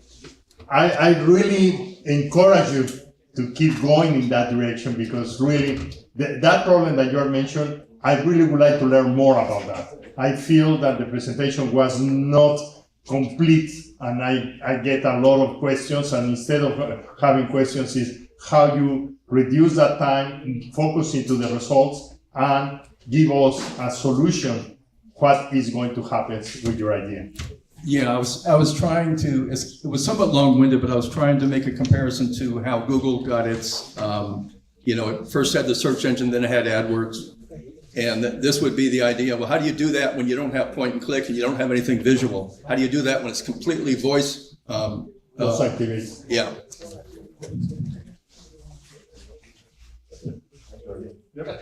Anybody else? Questions? The pitch. Yep. Okay, Jim, I really like that actually. So here's what happened for me. When he started talking about this isn't my repitch, I just want to share something. When you started talking about this, suddenly halfway in I went, hey, wait a minute. I have never once, in all the AI hype this year, I have never once heard this problem. And I started listening going, wait a second, maybe this is a problem. Okay, now, a couple things. When you started your preamble, your setup, too long, way too long. I don't even think you need the Google thing. You don't have enough time. You guys, most of us blow it in our introduction by taking way too much time, and then halfway through you go, wow, I'm out of time and I got too many steps. So you just have to practice this to shrink that down. Okay, now I'm going to do the repitch. All right. Okay. Hi, everybody. I'm Steve. What's your company name? Jabrium. Jabrium. Okay. So AI is everywhere. It's saving our lives. reducing the amount of work we got to do, giving us shortcuts to everything in a way I'm sick and tired of hearing about it. And half the time, I don't know if I'm being threatened or getting the benefit. You guys feel like that? But you know what? I heard something pretty interesting from Jabrium. When you start an AI project for your company and you go out and you get your customer, did you know that very often when the conversation starts, the customer gets halfway through, they drift off, and the session ends, and guess what happened to your cost of getting that customer? It's gone. You just lost your customer. In fact, AI drop-off is now the biggest cost in AI around the world. So if you've got customers using AI, they're now leaking money as well as making money. I don't know about you, but I don't like the sound of leaking money. We have a fix. At Jabrium, we have figured out how when you start a conversation with a customer, we can keep it on the side and keep it on the back burner for when they come back, which means we're not losing the cost of customer acquisition. That money that you lost is now going back into your pocket. Now, if you want to grow your business with AI and keep the hidden losses, put that money back in your pocket, increase your profit, call us at Jabrium. Excellent. Well, today all prizes go to judges. Just what I can do. Okay, Jordi Keto, right? Yes, Keto. Keto, sorry. Okay.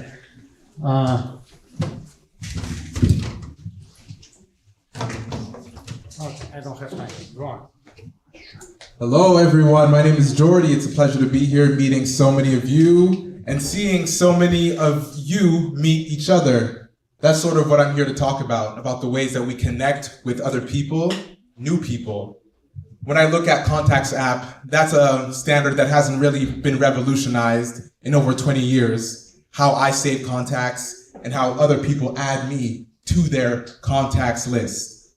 Now let's talk about Persona. Persona is an app that I built to allow us to take control of our digital identities. When I come to a networking event, I might meet someone and want to connect with them on a professional basis. Somebody else, from the very first words that we share, it's evident to me that this is somebody who needs to be on my Instagram because we are going to be BFFs. That said, it's kind of an awkward process. Pulling out your phone, selecting the application, finding a QR code, asking the other person to scan you. It's not very streamlined. Persona allows you to connect with people on a single platform, but that platform allows you to define what type of connection it is. And based off of what kind of connection it is, you will then inform the application what should be shared with the user. That means my mom isn't going to see my Snapchat, and neither is my boss. But the angel investor who I met at the networking event is going to have access to my GitHub, to my past projects, to my past exits. Persona is all about personalizing connection and bringing the Contacts app to the 21st century. Happy to answer any more questions and go into specifics. In terms of funding, I'm funding it myself. I built it myself, though there's a clear timeline for what the future looks like.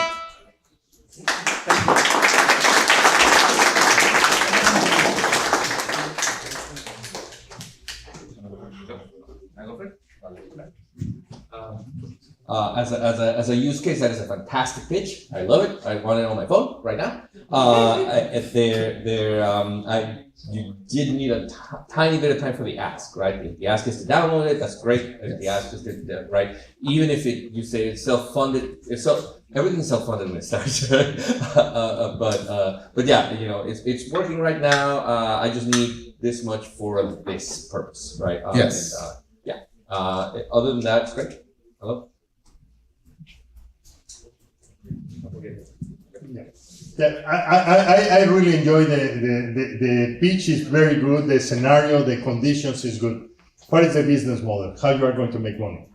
All of that metadata, this connection data, is very valuable to big tech companies who are looking to gather that data themselves, but oftentimes they only have insight into their own services. This metadata crosses multiple services, multiple platforms, and selling that data to big tech is one of the primary ways of monetization, which I'm seeing. But specifically, how you are going to, that metadata, how you are going to sell, you need to keep the anonymous, or you are going to be able to sell specific people with more data or way to connect? Yes, we would be selling specific information about people, which the buyers of that data can use for specific advertising, for example. But how you manage the confidentiality or the transparency that the people do not want to allow, they do not allow to sell their information? I think the first part would be making it very transparent that we are selling information and to give people the option of opting in or out. This is the first way of monetization, but it's not the only way that I see forward. Yeah. First and foremost, I like the sweater. I think it's pretty cool. Yeah, good job. Second of all, so let me see if I clearly understand what you're trying to do. I think it's really good pitch, by the way. I think it's very professional, like Steve likes to make them. But essentially what you're trying to do is create an app that you're gonna be able to connect with people. You spoke about like scanning somebody's thing or asking for their phone number, doing this whole regular process that we go through. So now you didn't exactly describe how you're gonna connect with the person. It's gonna be, you're gonna input their phone number, and all of a sudden you're gonna see like all these social networks and you're gonna be able to customize that? Or how are you gonna have the ability to tap directly into all their social media and decide whether you want to have them on LinkedIn, whether you want to have them on, whether you want to have your grandma on Snapchat? That's an example you gave? Yes. So can you actually break that down a little bit more? Of course, and I'm speaking from the perspective of having a working prototype, which individuals can use. In this app, you connect with somebody via a QR code. In that initial connection, you specify what you would like to connect them as, a friend, professional, etc. You yourself beforehand create these profiles, these personas, where you provide the social media links beforehand. So you don't have to think about it, you just connect. Nice. Yes. Awesome.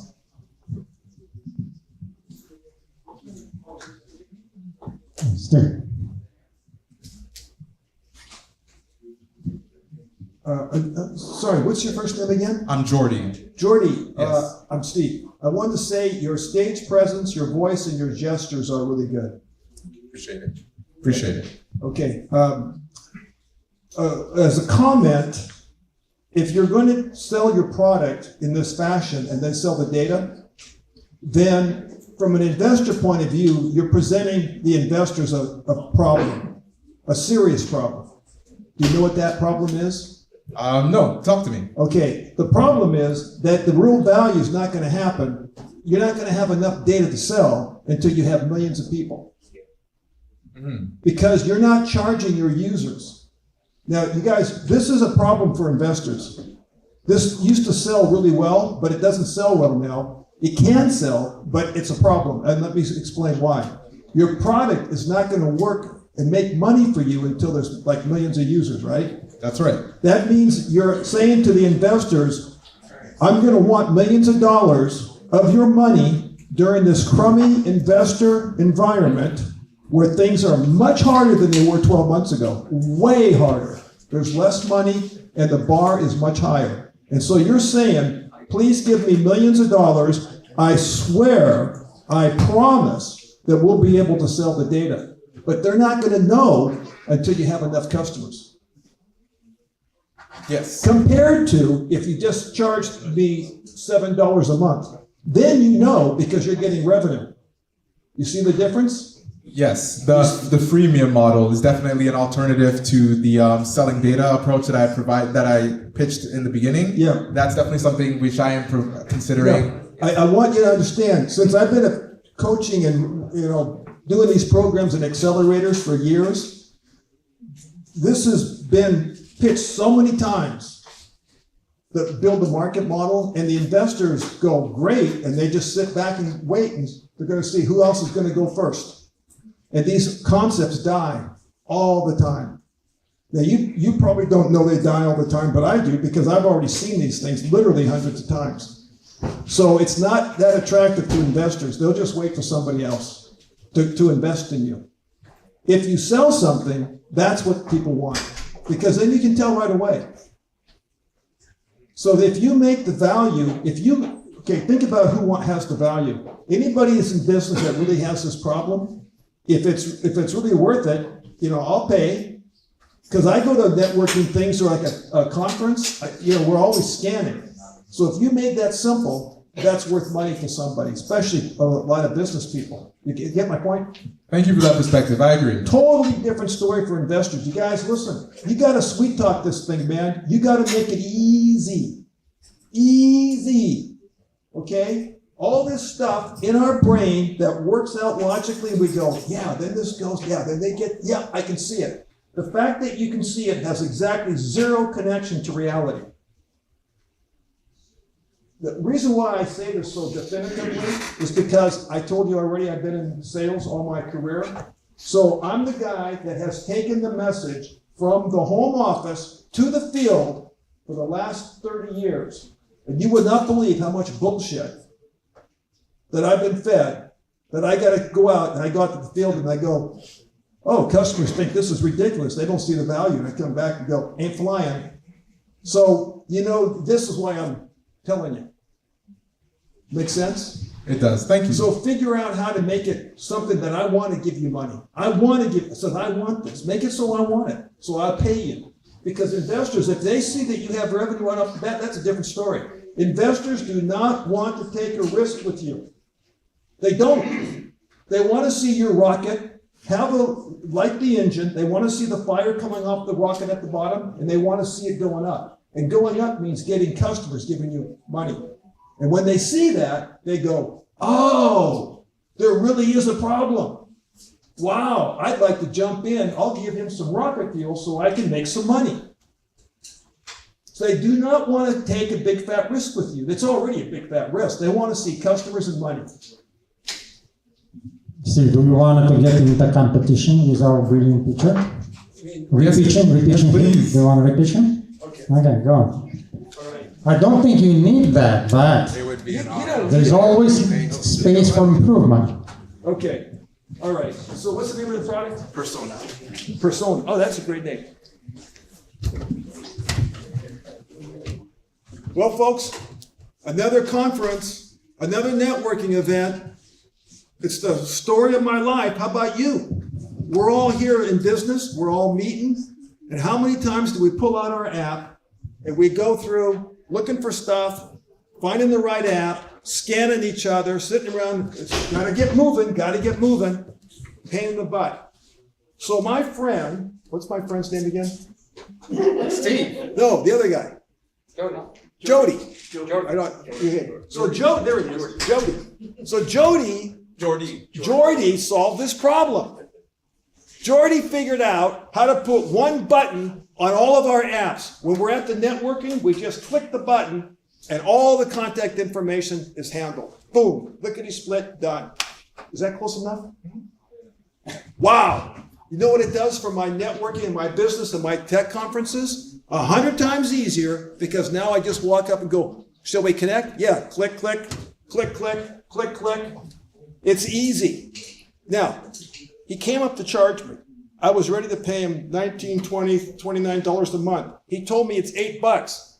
How much simpler can it be? $8, $100 a year, I'm in. If you guys talk to people for a living, if you go to tech conferences, if you network, what are you doing fiddling around, pushing buttons when you should be talking to your buddies? Just get the app.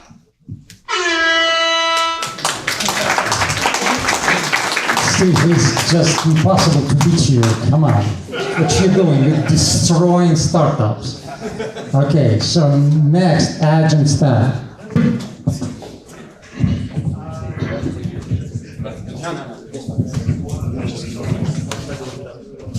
Cool. Hello, everybody.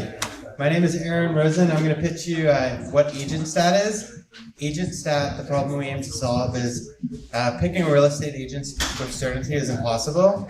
We've built a search engine that allows you to type in an address which will narrow it down to a specific area, selecting the type of home that you have and estimated price of the home, and the system agents that basically ranks and sorts agents by which agents are most successful at selling homes for that particular price category. Not all real estate agents are selling million dollar homes. Some of them specialize in selling a certain type of home. So the platform allows you to narrow in and figure out like which agent does well selling particular homes.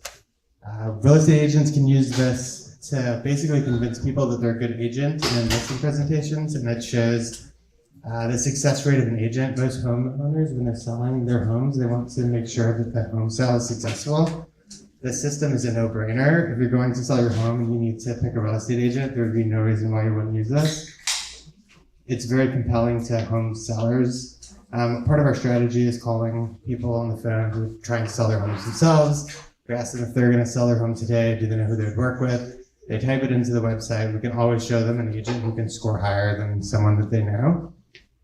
We ask them like, hey, are you willing to like pick a referral based on this like large transaction when you can see that this other agent has sold more homes in your area and hasn't failed at all?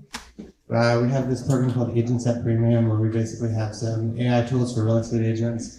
It's a subscription model. We're more or less trying to get referrals. Referrals take a little bit of time for them to completely close and for us to get them. So we're calling on the phone and we've gotten fee listings with them so far.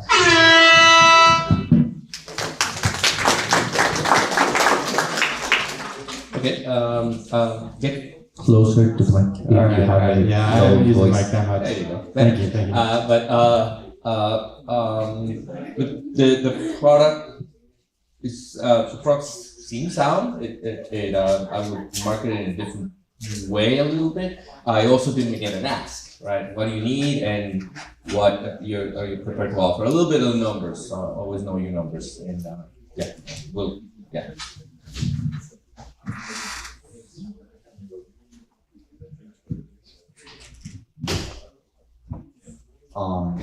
So feedback wise, I think you did pretty good. I like the composure you had. The one thing is actually it was kind of hard to hear you. So a lot of the first minute, I didn't really get a chance to listen to. But just to simplify what you're trying to do, just on my terms, in case I actually understood, it is you have a platform that you're gonna be able to. You say you're gonna cold call people who are trying to sell their home, so you can find the nearest real estate agent that's at the highest scoring for them to actually help them sell their home. Exactly, so they can pick someone who can score well. Okay. Okay. So what is the real benefit to that? So they're looking at selling their home successfully. They want to pick a top agent to work with. There's a lot of agents that are just marketing to you, calling you on the phone, trying to sell themselves. Yeah. This system is basically like a fact-based system, like review-based systems like Zillow or whatnot. Someone can just have a bunch of reviews on their profile. Those agents on Zillow can also fail to sell homes or undersell listings. So this is the only place, like only site you can go to and see agent stats. So let me ask you this: do you know what the failure rate of escrow closes are due to bad paperwork or anything like that? Because my cousin is actually brand new at real estate, and he says the transactions and all that is really straightforward, and he's able to, close pretty good size deals per se. So cool, interesting kind of thing. I think the marketing aspect can re-engineer to a different format, but that's gonna be my feedback. Yeah, best of luck. All right, thank you. Okay. All right. Where are you getting your data to rank these agents? So it took us some time to build a system that's basically able to crawl all the active listings, aggregates it from a few different websites. In the future, once we're able to make it successfully in the United States, we want to kind of extend the system everywhere. And how are you going to market? Because typically people only sell their home once every large number of years. So you're not going to have repeat customers. Absolutely. So it's great to like drill into the details. Real estate agents can use their profile page to market themselves and generate leads for free. So real estate agents will spread this everywhere for us. And is that who's paying you? Who's paying us? Who's paying? Real estate agents can potentially pay us a small subscription fee for a premium plan, but who's paying us where the money is generated from will be from referrals. The referrals that the system can generate. There's like 4 to 6 million home sales a year. Right.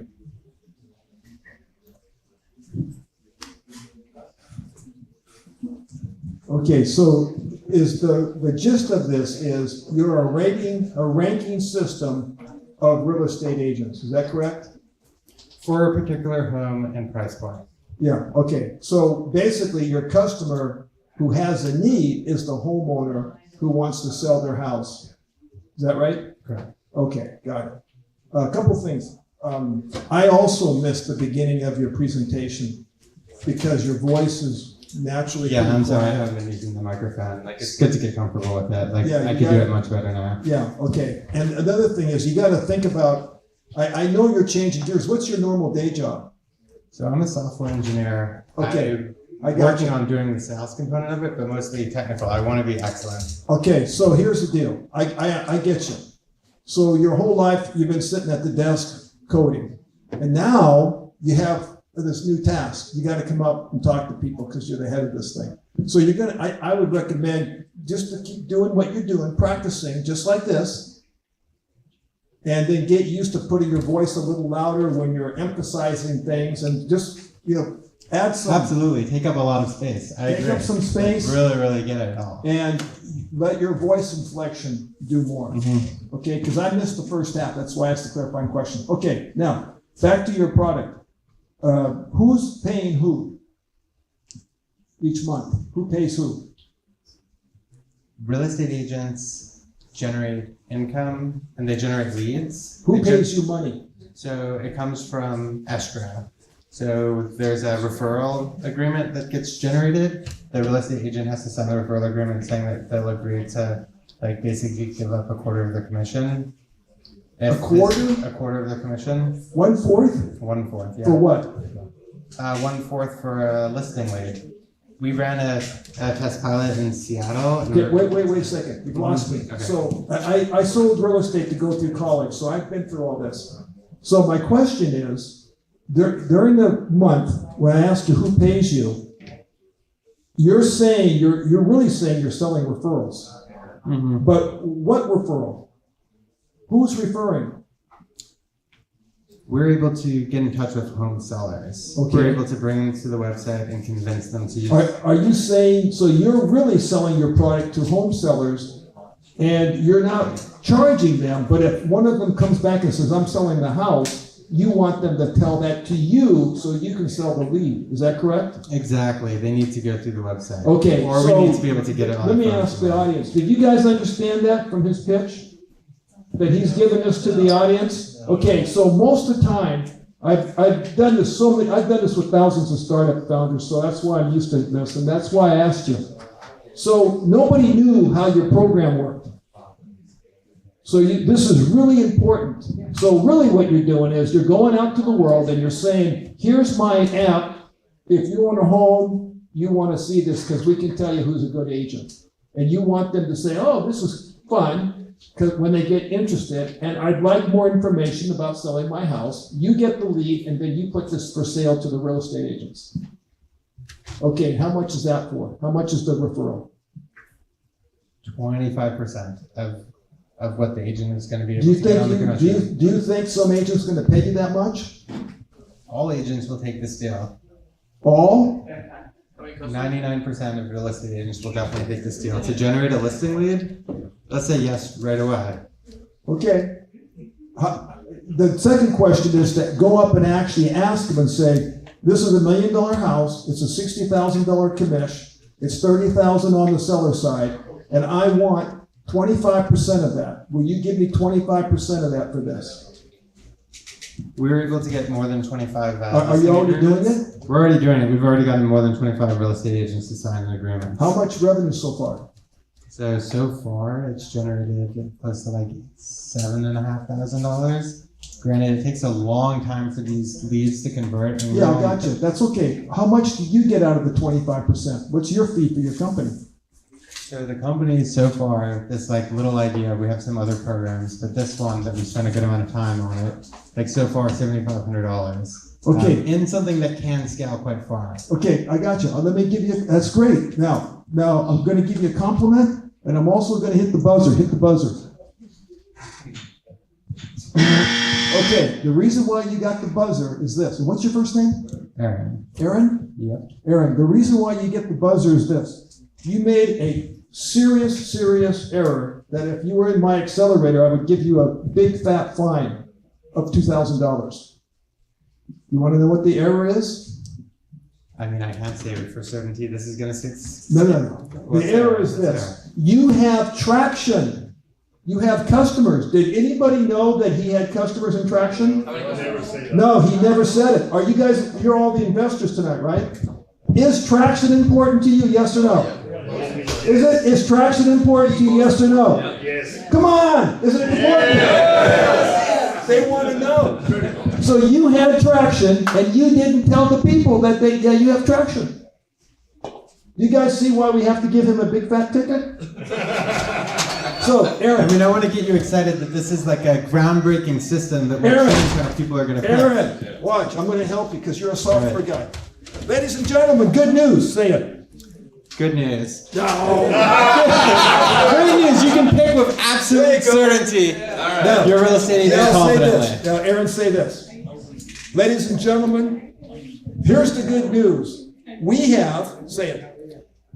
We have an algorithm with absolute certainty. No, not algorithm. No. We have good news. Say it. We have good news. No, put some energy. We have good news. We have $7,500 of customer revenue. Of customer revenue. No, put some energy in it. Come on, really. We have $7,500 of customer revenue that we were able to get. We have traction. We have some traction. Yeah, we have traction. Yes. Yeah. Now, you guys, this is absolutely critical. This is critical. Okay, Aaron, that's what's missing. You got to tell them when you have traction because that's the most important thing. That takes you from here in their listening up to here.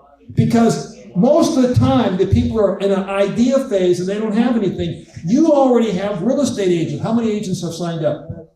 We've signed up more than 200 agents. Oh, that's another ticket. Another. Should we give them a ticket for not telling us that? Yeah. Okay. How many agents have you signed up? 200 agents. Say it strong. We signed up 200 agents. 200 agents have claimed their profile. Okay, now those two sentences completely change your pitch. Do you guys agree? Yep. Yes. You see the difference? 2 sentences changes everything. And if you tell people that you have traction, you guys, I can't believe it. We got 200 agents signed up and we got $7,000 traction. Well, here's what we're talking about. Real estate. Then they're going to be going, oh, I'm listening. Aaron's got something real. Okay? All right, good. All right, thank you.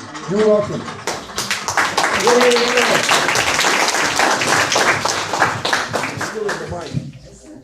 Repeat. Repeat.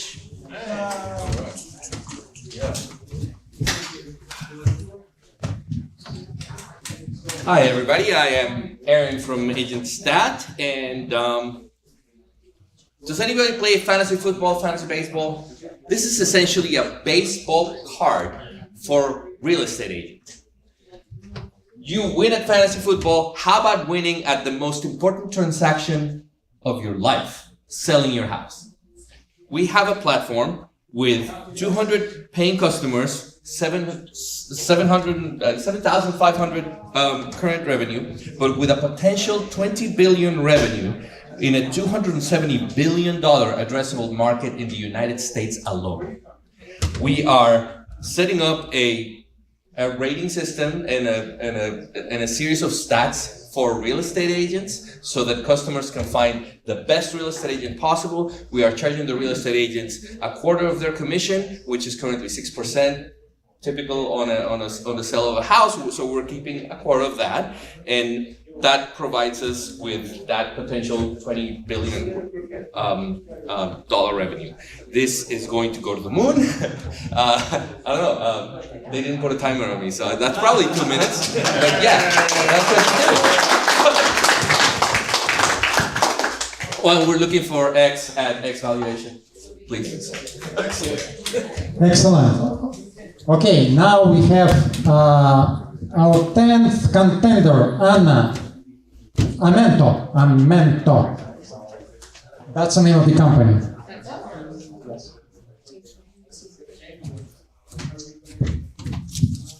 Okay, it's 1, 2, and 3. Go.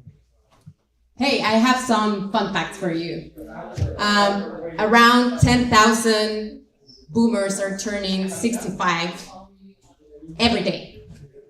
And do you know that that's around 28% of the US population? So that's about 93 million people, right? And the life expectancy of these people is around 77 years. So basically, why are we targeting millennials and Gen X? Who has the money, to be honest?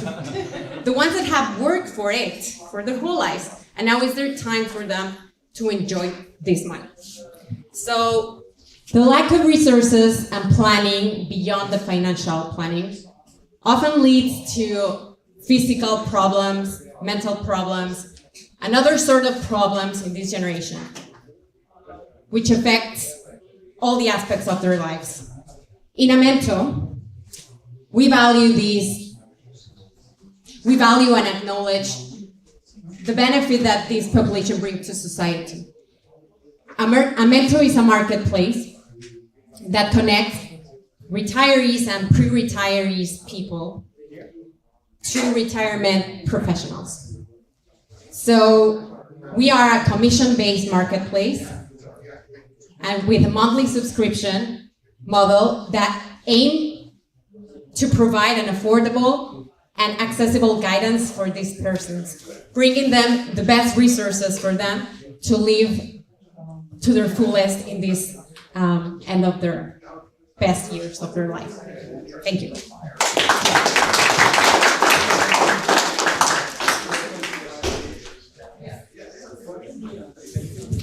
What's your first name? Anna. Anna. Okay, Anna. Do you have traction? Is this product built? We have an MVP. Okay. And we have 2 professionals affiliated with 1 current customer. Okay, great. Okay, now what kind of things do retirees get out of this? What? Just give me 3 or 4 examples. So they're gonna get assurance on what they're actually building. So it's not a physical thing that they're getting. They're getting certainty and... Okay, let me ask you a different way. Is this an app? Yeah, it's a website. A website, okay. And so retirees go to it. And what problems do they have that they're going to your app that they want to solve? We're basically trying... There are 3 phases of retirement. Let's say that in the first one, they're all enjoying the retirement years. They have planned for it. They have the money. Then they eventually realize that they cannot play golf or maybe travel for the rest of their lives. And eventually they reckon that moment and they whether do something about it or not. I missed it. They reckon what moment? This moment of loss of purpose, this moment of loss of... So basically the profile that we are targeting is people that have worked, that are financially, have a financial plan ready. And so basically they thought that they had everything figured out. So this is something that will come before retirement, and we're aiming to incorporate this into maybe corporate benefits so that it can be something that can help them craft the rest of their lives. Craft what? Craft a plan, goals, life goals, and also recognize themselves. So this is sort of psychological and emotional. Is that correct? Yeah. Is this? It's a component of it. Okay, so it's still too high up in the air. So help me out. Are you saying a person's retired and they're what are they helping them create new goals? Yeah, so this person has resources to help them. Basically, we have interviewed financial planners, and they've told us that 70% of the time that they have talked to their customers is they're talking not about financials, but life plans. Such as? Just give one or two or three examples. I thought that I was going to spend more time with my grandsons, and they have a life, so I'm not. And I have this much time. I'm afraid of retiring. So my friend fell down, and now he's physically impaired to do stuff that he thought he was going to be doing for the rest of his life. Okay. So basically, it's like helping them into this transition and help them plan ahead. And that's what your app is doing, to help them plan ahead? What our website is doing is matching them with a professional that will help them craft and prepare for this stage of their life. You're going to be listing various consultants to retirees at various things, various kinds of consultants. There'll be one side of your app and the other side is the retirees. So you're matching them, is that correct? It's a match, yeah. Okay, all right, now I get it. And where are you based? Are you based here? Yes. Okay, and where's your accent from? From Mexico. Okay, got it. Okay, very good. There's a lot of Mexicans. Yes. Okay, gotcha. All right, so if you want, we could chat a little bit later. You got to get the problem statement much more clear and simple. Okay, because if you keep a description that's so high that it's like a concept level, people will clap and go, okay, because I kind of like get it, but they don't get it anywhere near enough. It's clear to you, but it's not clear to us what we're going to get out of this. I mean, I had to ask you a lot of questions, so that's got to come really simple in the front. Make sense? Yeah, definitely. Okay, gotcha. And it's a good idea because that group is retiring with a pile of money, so that's a good point. Okay, good. Yeah, I'm really grateful for. I knew that I wasn't like actually very ready for this, but I really wanted the feedback, so thank you for that. So my question is, I'm still not clear on if you're specifically a marketplace for life coaches for retiring people, or more broadly, travel agents for older people's trips, and medical consultants, and financial consultants, and all these different things. Yeah, I don't know if that's a problem. I left it very broad for your imagination to fly away, but it actually, at the moment, is a platform for retirement coaches, which is a very niche segment of the coaching industry, which is growing every day. And I didn't set it on purpose because eventually we're planning to grow the product. But what is really important to know and understand is that this is a platform dedicated for resources, to bring resources for retirees. You should say that. You should say it's right now specifically for retirement life coaches, and we will expand in the future to these, and name the specific other things you think you might expand into. Because I was very unclear on what the marketplace was. Okay, yeah. Okay, thank you. That would satisfy me too. Exactly. Hi there. Yeah, the pacing of the pitch was good. There was a couple of things that rubbed me the wrong way. A pitch is half a sales and half an investment. Mm-hmm. So I like the idea of saying this is the largest addressable market and growing, but a little bit more empathy and more what is the product. Everybody already talked about that, right? Mm-hmm. What solution do you give the people in their later years? A life management app for the second half of your life, right? So something that is something that is of that nature, where investors, a lot of whom are boomers, because part of retirement is like, where do I put my money? Will actually say, not only would I invest in it, I would use this, right? So that's Thank you. First and foremost, I think it's a great presentation. The way you compose Thank yourself. The pitch definitely needs to be improved massively. Definitely start with the problem up front and the solution. But besides that, I think you're up to something. I know that market, the elderly people, the ones who are retiring, it's gonna grow. It's one of the biggest markets by 2030. We're gonna start having like fully customized shoes. Parents don't wanna, those folks don't wanna be spending money on multiple shoes, so they're gonna have like customized, like literally adjustable for whenever they go hiking, whatever. It's just an interesting market. I've been seeing it from afar, and I think you're up to something. So if you're able to actually put something together and speak to a lot of people who are retiring, precisely, not necessarily financial advisors, but people who are actually retiring and see what they want, I think that's gonna make you have something people want, which is the Y Combinator slogan per se. Yeah, actually we've talked to around 300 not customers, but people around the age. Nice. And that's how we came to understand that there was this other sector that was already trying to solve the problem, which is the retirement coaches. Yeah. And then eventually we started talking with retirement coaches. We understood that there's two markets that are not communicating in the best ways. And also, most of the retirement coaches are on the boomer or higher age, which leads them not to be fully dedicated or experts on promoting themselves or maybe building their own marketing platform. So they're not marketing themselves in the right way. If you're talking on elderly people being the coaches, make sure that they're people that actually are respectable. Because if they're able to relate to the person who they're trying to help, like, hey, I was able to build up my life and I was able to retire and this is what I've been able to do with my money, you can actually give advice to that individual and they'll be able to respect it. Another two questions would be, are you seeking funding? Do you have a team?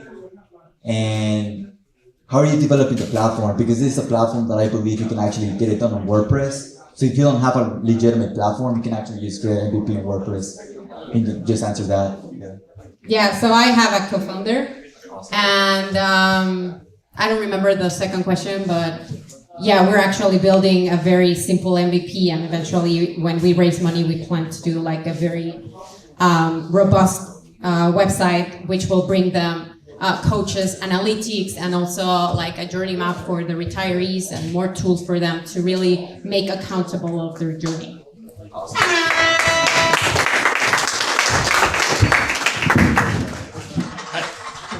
Okay, well, I am representing Ana from the company Amento. Do you know how many people is retiring this year to get supposed to be at home and doing nothing? Really, it is about 3 million people every year is getting retired. And there is three profile of people in that. People that are financially independent, ready to retire and enjoy their life and travel all around the world. There is people that are going to retire, they are very healthy, they are very in good shape, but they are not ready, financially speaking, to retire.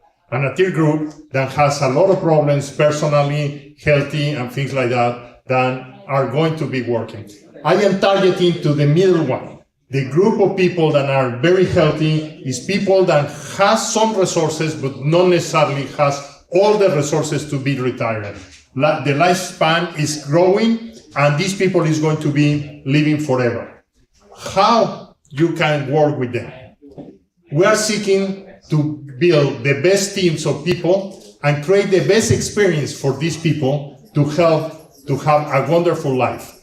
In a way that is, we're building a Tinder for getting matching coaches, getting matching activities, and provide them a way to create and reinvent the purpose, find a way how to enjoy the most valuable part of their life, where they have time. That is one of the things that when you are getting at 65 years old, you are having the pleasure of doing whatever you want and you don't know what to do.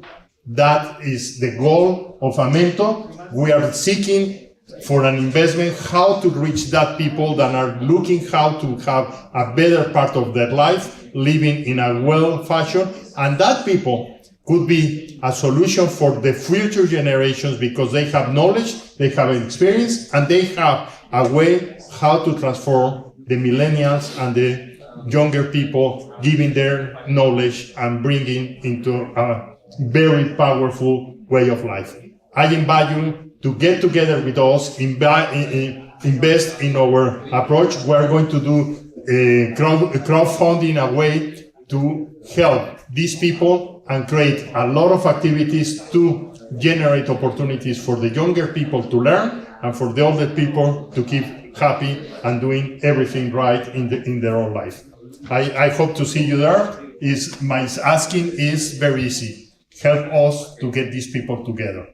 Put a little bit of effort and do some crowdfunding with us that we're going to be launching within end of the year for this Thanksgiving time, and that could be the best gift that you can generate for these people, for the youngers and for the oldest. Thank you.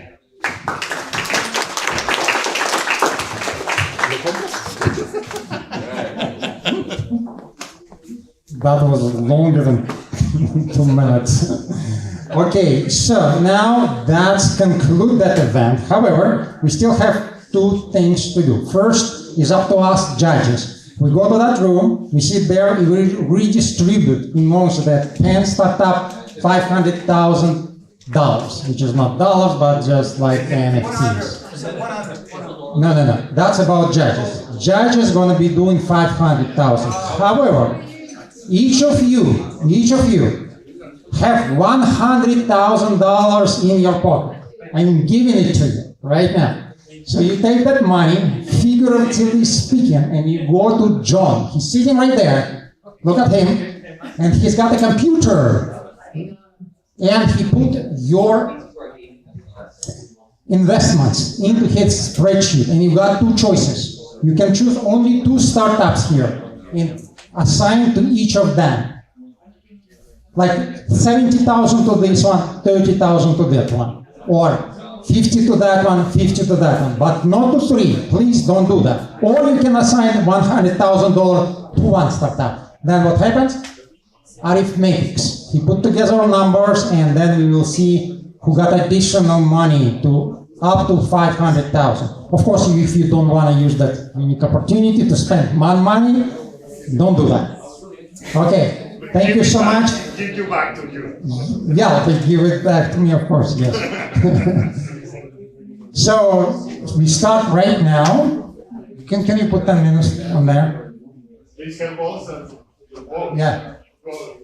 Okay, don't be shy. That's my money. Just spend it there. Spend it there. Go. You're in charge. Hey, Damon. I'm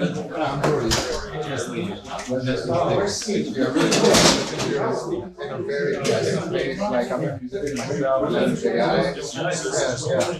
Found you have a prototype. Is it available to the public? Beta testing. So yeah, it requires manual approval at the moment, but within the next few weeks, we hope to do that. Okay, do you have a way to get Yeah. Okay. Yeah, I'd love to get on that. Nice, yeah, of course. Most welcome to do that. Maybe I can give you my email. Sure, are you on LinkedIn? Yeah. You didn't say domain name. Oh, yes, I know. The time just ran out and stuff. There is a domain. I can just say it to you. Yeah, beta.persona.blog. But we can also connect on LinkedIn and stuff. It's basically also on there. No, I'm not familiar. You have this phone first, and 2 apps detect the accelerometer detects if you go to this phone, and it will within 50 feet of each other and exchange your contact information. So it's really clever.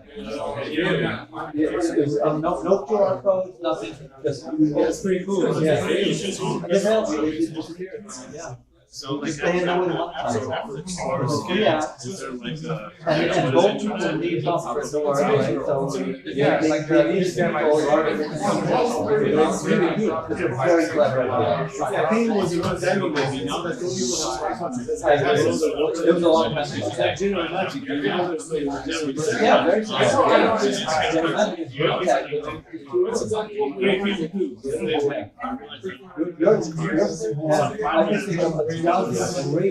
different businesses.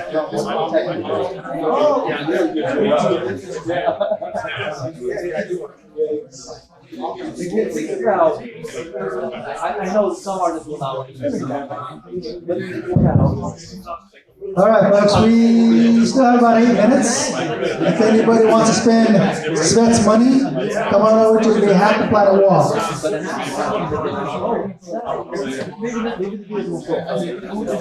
Some artists, maybe the artists,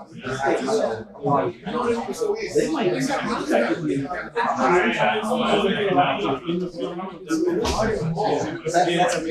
another thing is, you know that it's personal. You know, yeah, of course. So there are some characters that we have competitors in Korea that are very tough already. Yeah, there are many things that so that's the thing. All right, we got about 6 minutes. 6 minutes. We have put all these Let's try to spend as much of Svet's money as we can. I want to see $1 million on the books, $1 million on the books. Fails, then we have the P2P, right? And the P2P that we would have, for our plans for next, would be adaptive context-based music generation for films and for video games. I was just going to say that one. Let's say I want Danny Elfman. Yeah, but I can't afford to have similar in my studio. But I would feel in the version of Danny Elfman. Yeah, definitely possible. Definitely possible. And you can get, for example, in the documentary when the tiger is attacking the antelope, you can get the escalation. Right, right. You can analyze it. Yeah. Maybe first from the week. Or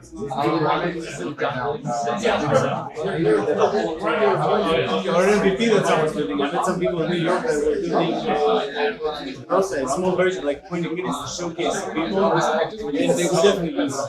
As many people would be. So right there, we can find 5 ideas. Yeah. All right, folks, we have $500,000 in the books. $500,000 to spend. $500,000. We're looking for the right match with the investors.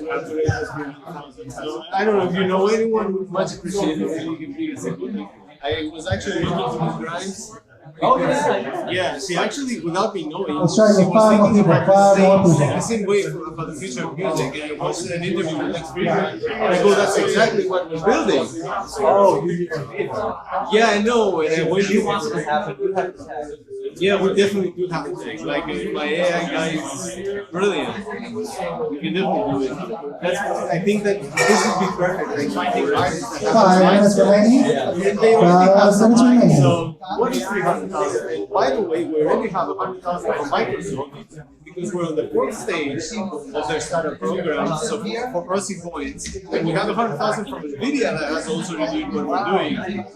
So we have money to train the models, but we need to pay salaries, so we go 100% for the next month. Now, does it take you months? Does anybody else want to spend money? For a single ad, it's going to take Come over to Hack the Planet Wall. Hack the and then Planet the Wall. cost is going to go down, time can also go down as well. So we're expecting for the next training to be like 1,000. So the cost will be like 30,000. Once you have, yes, that's the dream. Not in the next year or so. Yeah, definitely. Yeah, it's really changing the world. Yeah, we want to create a pipeline. So the whole thing is streamlined, so that the new artist comes onto the platform and everything happens. Now, what about amateurs, musicians? Could I write lyrics, or even better, not a prompt? entire message, try to put the song you're talking about and say, get the style of that. Wow. Lyrics are for the music, so you write a description because when you compose a song, if you're a composer, you have that description drafted in your mind, so you know that, but you need to let the computer know.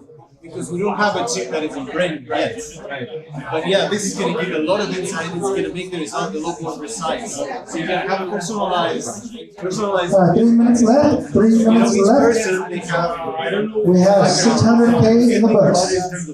600K in the books. Formulates the music that each person resonates with. So, and you have the positive peaks, you have the sad peaks. So if you listen to a sad song that resonates with you, you're going to get it to sound like this.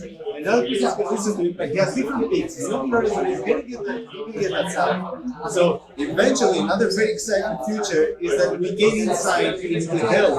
And this is very, Can we break $1 million? Any way to break $1 million? Any more investors? Like I said before, that you don't tune into the radio. The music generation thing tunes into the listener. So you generate music for the person. So you get mind-blowing music, which is mind-blowing for you.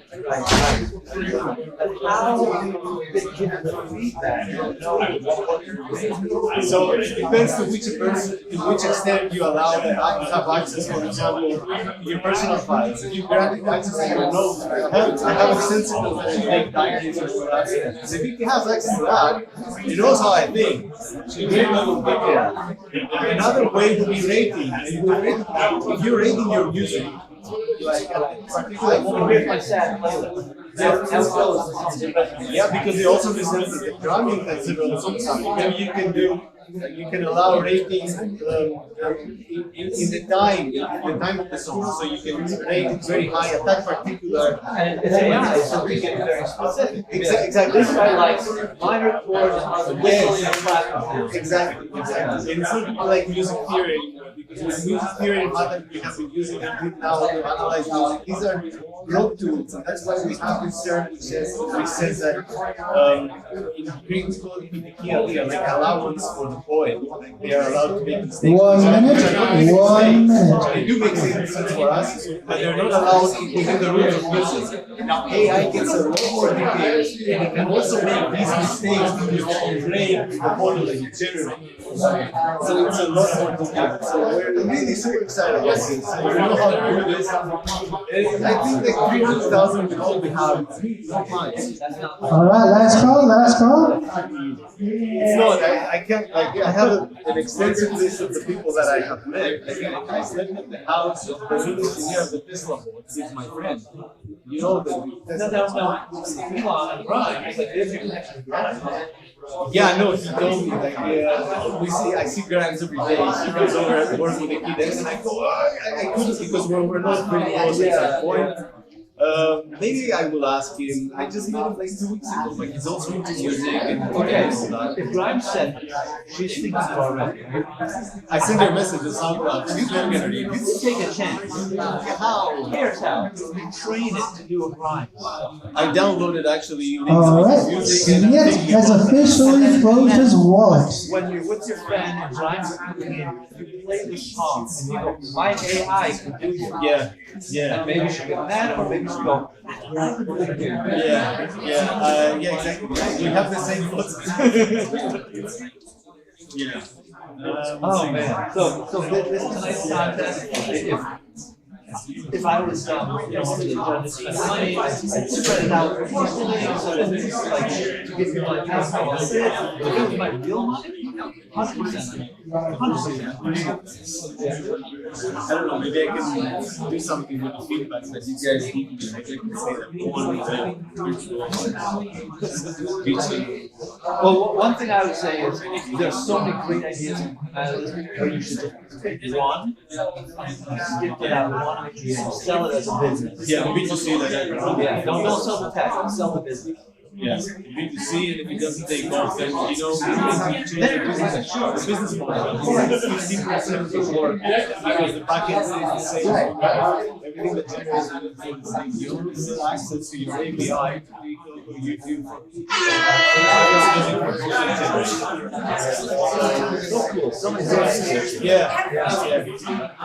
Anybody show you yeah, this is a lead AI developer. So he was the lead developer for this. This robot, yeah. So these are real musicians, and this thing, this is what they're playing. It provides real time replacement of everybody. That's what we got. Yeah, real time. So this is the guy we have. We have that guy.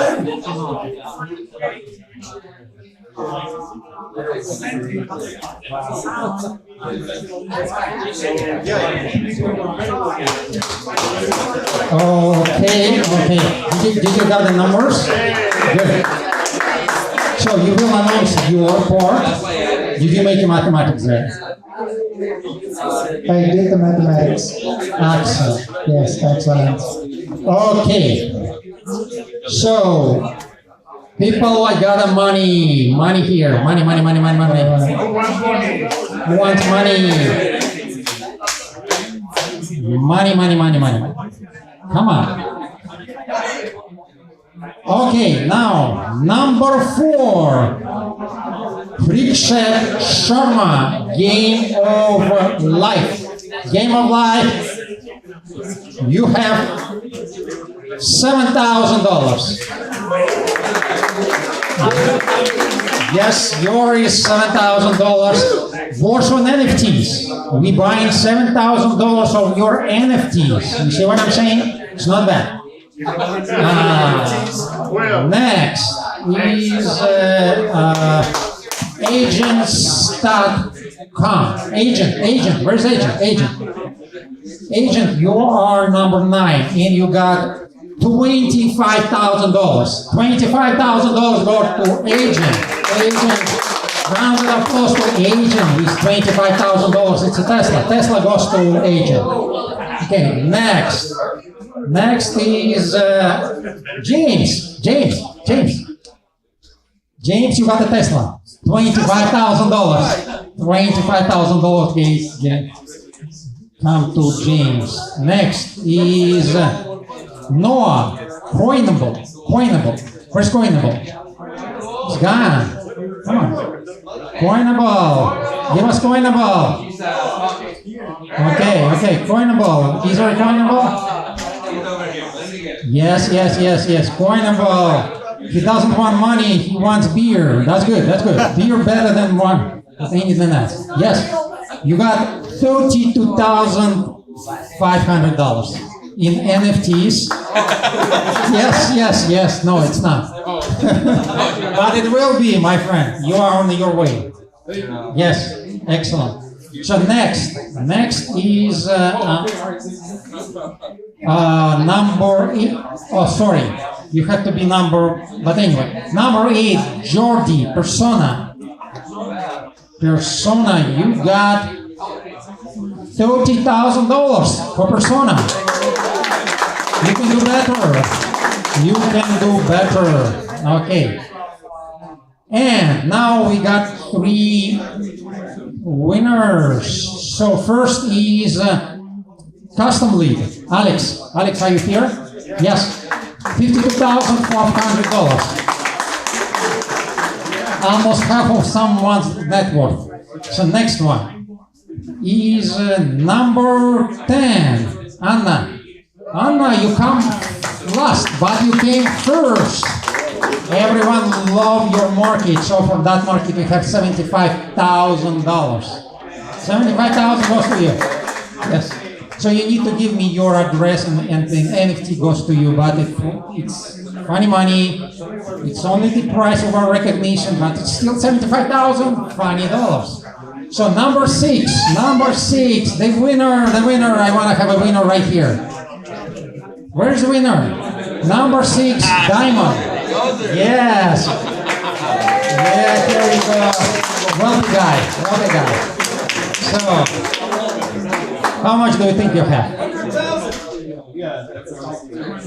Yeah, exactly. $115,000. So you don't need to work, just to relax. It's done. It's done. Your winner. Well, but that's only the first part. Now the second part, how you redistribute your money. So we got 3 winners. Greece. Pensions, or whatever it is. And Russia. Alex, Mexico, Russia. Here are the winners. Now it's your part. Give us your numbers. Well, technically, it is your money that they're spending, but that's okay. All right, so I'm just going to go from top to bottom, 1 through 10, so you guys can follow along, right? So here we go. Number 1 is Alex from Business Custom Leads. Alex, you ready? Yeah.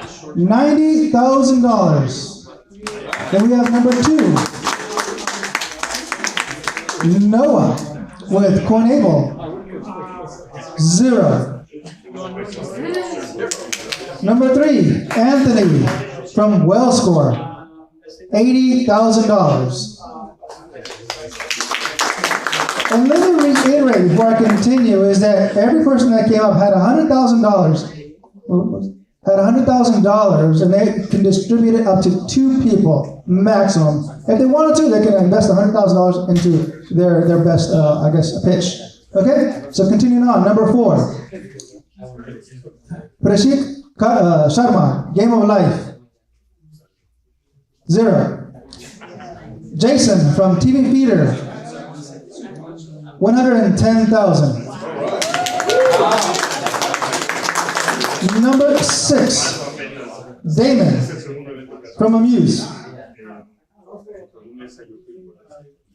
$220,000. James from Jabrion. 0. And again, this is from the community, not the judges. It's Jet's money, but that's okay. All right, number 8, Jordy from Persona. $130,000. Aaron from AgentStat. 0. And last, Anna from Amento. $150,000. For our winner, voted by the community here, Damon Amuse. Damon, again, the winner of the community. You go to Bahamas, right from here. We raised, the ask was 300,000, we have 15, I think, something. No, you got 220 from the community, and you have 115 from us. We have 35. 335, $5,000. Yeah. Just one more question before you leave. We can keep going in the networking. How you find the place? Who are the people that came here for the first time? How did you found about this event? Meetup? Well, who else was the first time? Meetup? All right, thank you. Okay, the question, do you like the event? Okay, raise a hand who liked the event. Nice, who didn't like the event? I'm not looking. You are alone, man.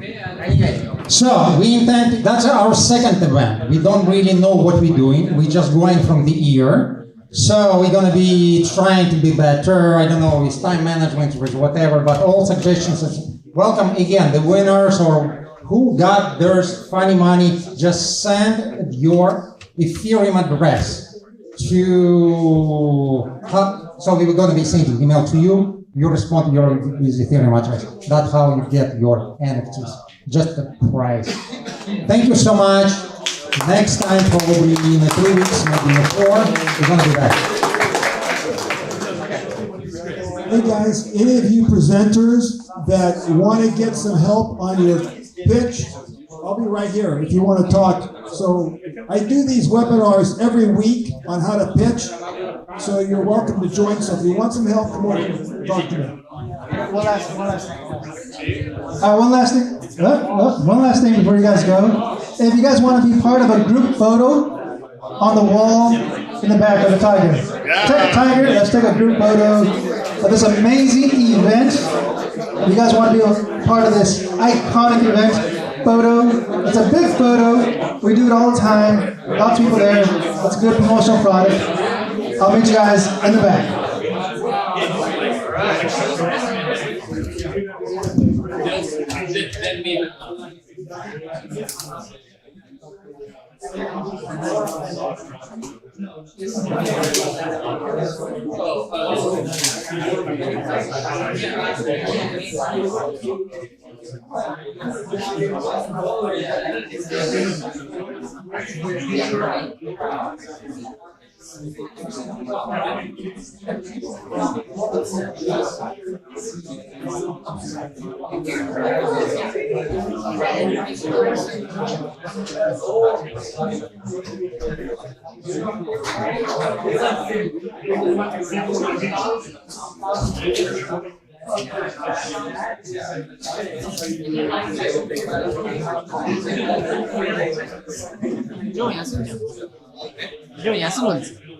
So, yeah, thank you so much. I saw that.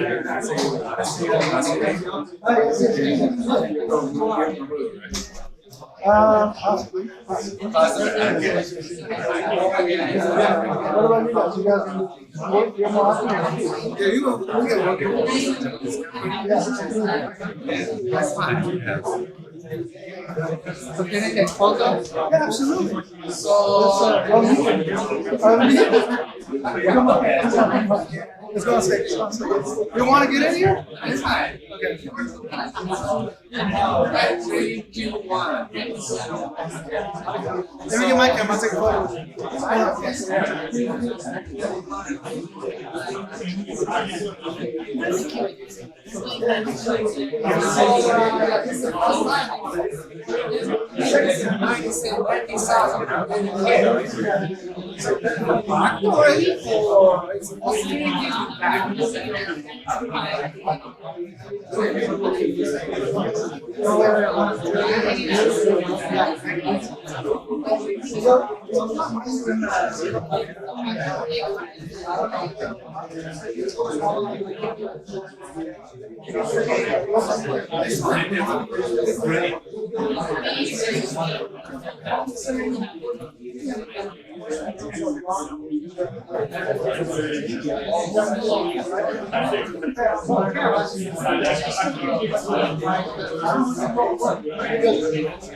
The lights, the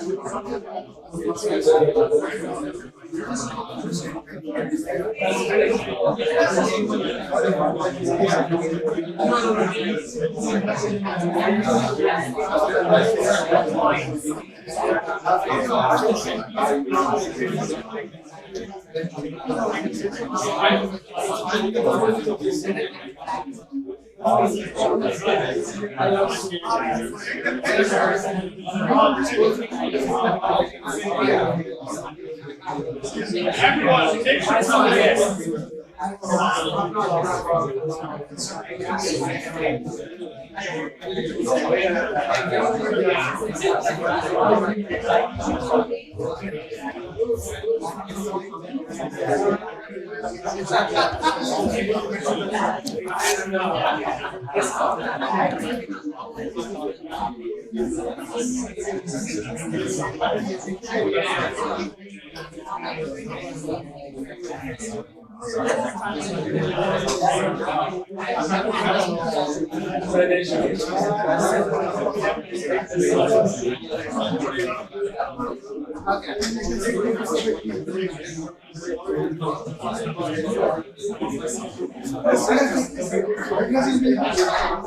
Yeah.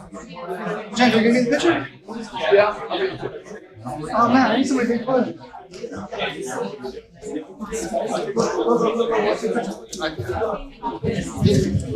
Who is not going to be in the picture? Raise your hand. I need a photographer.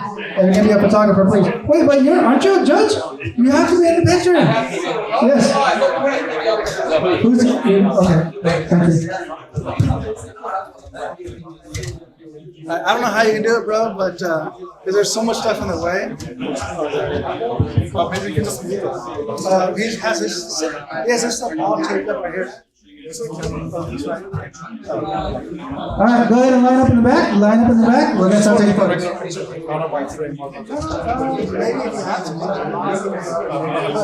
it's fine. Actually, it's fine. But not for you, no, bro. You can do this. I'm actually happy to squish him a lot more. In between doors, I'm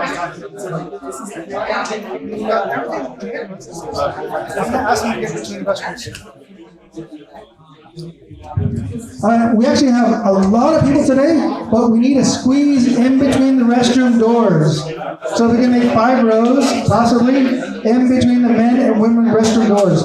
So you got to go all the way back, okay? Start pushing them back, but we got to push it back.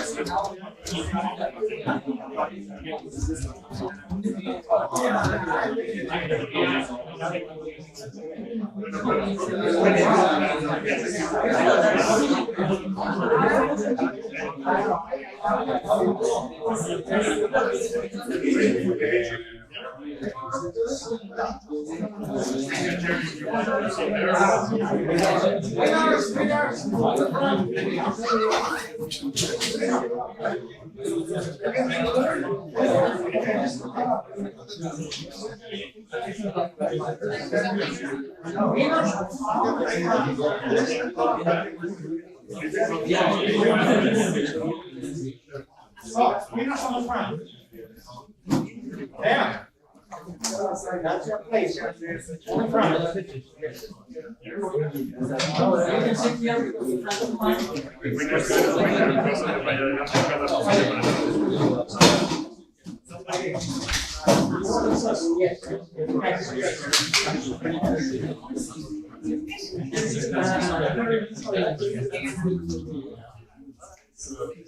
Catch you later. Yeah, that's right. Chihuahua.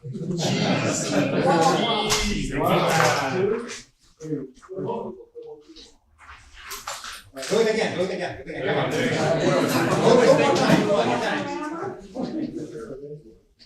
Everybody's holding it. Yeah, just click the video. Yeah, you take it like 100. Yeah, okay. There you got the video. Hands up. Yeah.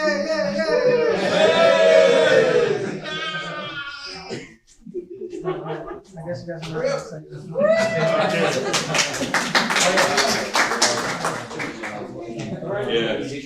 Everybody's tired.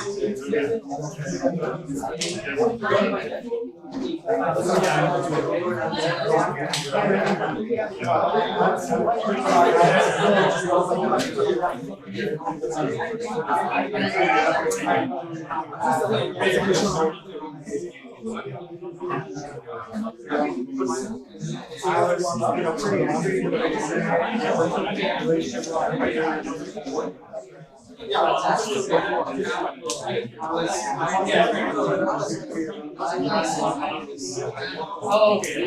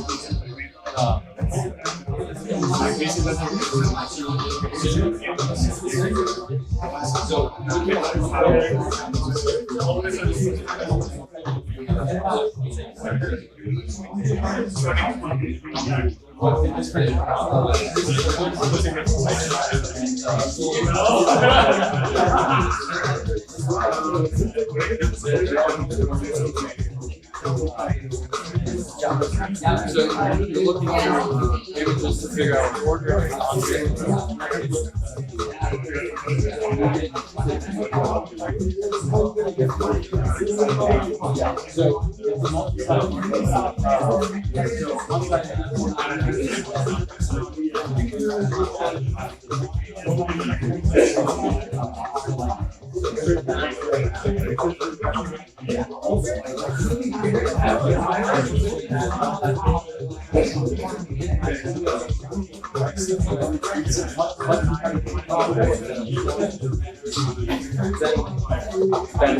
restaurants would pay for these users. Okay. So like there's an app, you click on it, you go to their page. So this is freemium. No, it's not free. It's a multi-site market. The users aren't paying.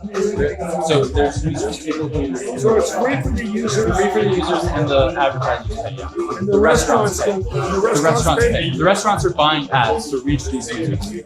It's like, think of Google ads, right? Like people search on Google. Okay, and I'm why a do free you want to user. make this? Why do I want to make it? Well, two reasons. One, because for me personally, I want to picture video of every restaurant in existence to solve my problem. And two, also to exit. Oh, actually, the man, the myth, the legend. Alright, so just like I'm going on asking everybody else, what did you think about the event tonight? Yes, I love the event tonight. Everybody loves you. You are the highlight of the night. Well, if they must have been bored, they're going to call me the highlight. Yeah, that was because I was hamming it up when I was I can corroborate that sentence. You were probably the best part. Yeah, all the pitches and like that, excitement, and the good questions. The good questions, like all the pitchers here or all the judges here. I think you asked the most precise questions. Like nail down one sentence, one sentence, and like. Yeah, definitely, absolutely. I'm not into self business, but I now like you ask a particular question, and I can see the angle you're coming at. So I'm like, I can piggyback off of that idea that you're just screwing you because I don't have any experience. But when you speak, I think if I'm around it, I'll pick up what you have to do as well. That's good. That's what I want you to do. Because guys, everybody's here. We're going to raise money to do your thing. You have to do your thing. And to contribute whatever you got to reach the customer. You want to reach the customer, their language, or whatever they're supposed to get. And that's why I'm focused on it. That's what you're doing. Yeah, this is what you're doing for me. So, yeah, folks want to just, I guess, join the group. Is there any contact information? Actually, that's a very good point. You said, start a community. And I'm going to start a community where we can start practicing this together. And we can kind of help the whole, lift up all those startups. So, right now, find me on LinkedIn, Steve Austin. Steve Austin. And then, separate of that, I'll be able to start posting with this community so I can build that out. Thank you. You're amazing. Thank you so much. I think everybody's amazing. But the only complaint is always going to be negative on everything. And I think, it was dragged out. It was fairly long, right? From 6 p.m. to what time is it? 10? We're talking too much. But nevertheless, other than that, I think it was fantastic. It was great. All right, yes. Thank you. Have a good night. Good night,